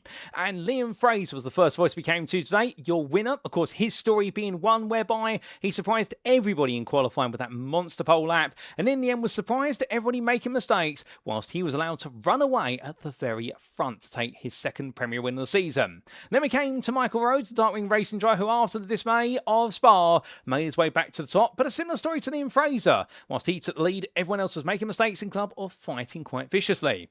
Then we came to Eddie Fearbold, who definitely was part of the vicious fight in the Premier class, storming his way from 5th to 2nd and making some very cheeky moves along the way. He was very happy with that, but also knowing that he's having to make amends for qualifying performances that perhaps are a little bit subpar compared to his race pace. And then we came to the club class 5th place finisher of Max Dean, who today, after being happy with qualifying, didn't know which way the race was going to go, but in the end, the Gav Max Racing driver seen it all go his way and taking that top 5. His maiden top 5 surpassed his expectations as a relatively raw and inexperienced driver, but definitely will draw upon the experience as he goes to Road America. A big thank you to all 5 of our drivers for their time in the interview room. We're very grateful to it. And we look forward, of course, to having plenty more opportunity to catch our drivers as the season goes on, including Road America in a week's time. We also do say hello there to none other than what is APD Captain HXC, who's saying, well done all. Indeed, all our drivers did superbly. Also, we say hello to B. Wenman, or Barry Wenman, saying, great hard race from Menno and Sheesby. And very happy with a 5th place on a day where we didn't have the greatest of speed. And also, we say hello there to Denny Ploger once again, saying, not there next race on holiday. And that's going to be a shame, but hopefully we get to see Denny back in fighting form in 2 weeks' time. But with that, it is definitely now time for us to wrap up.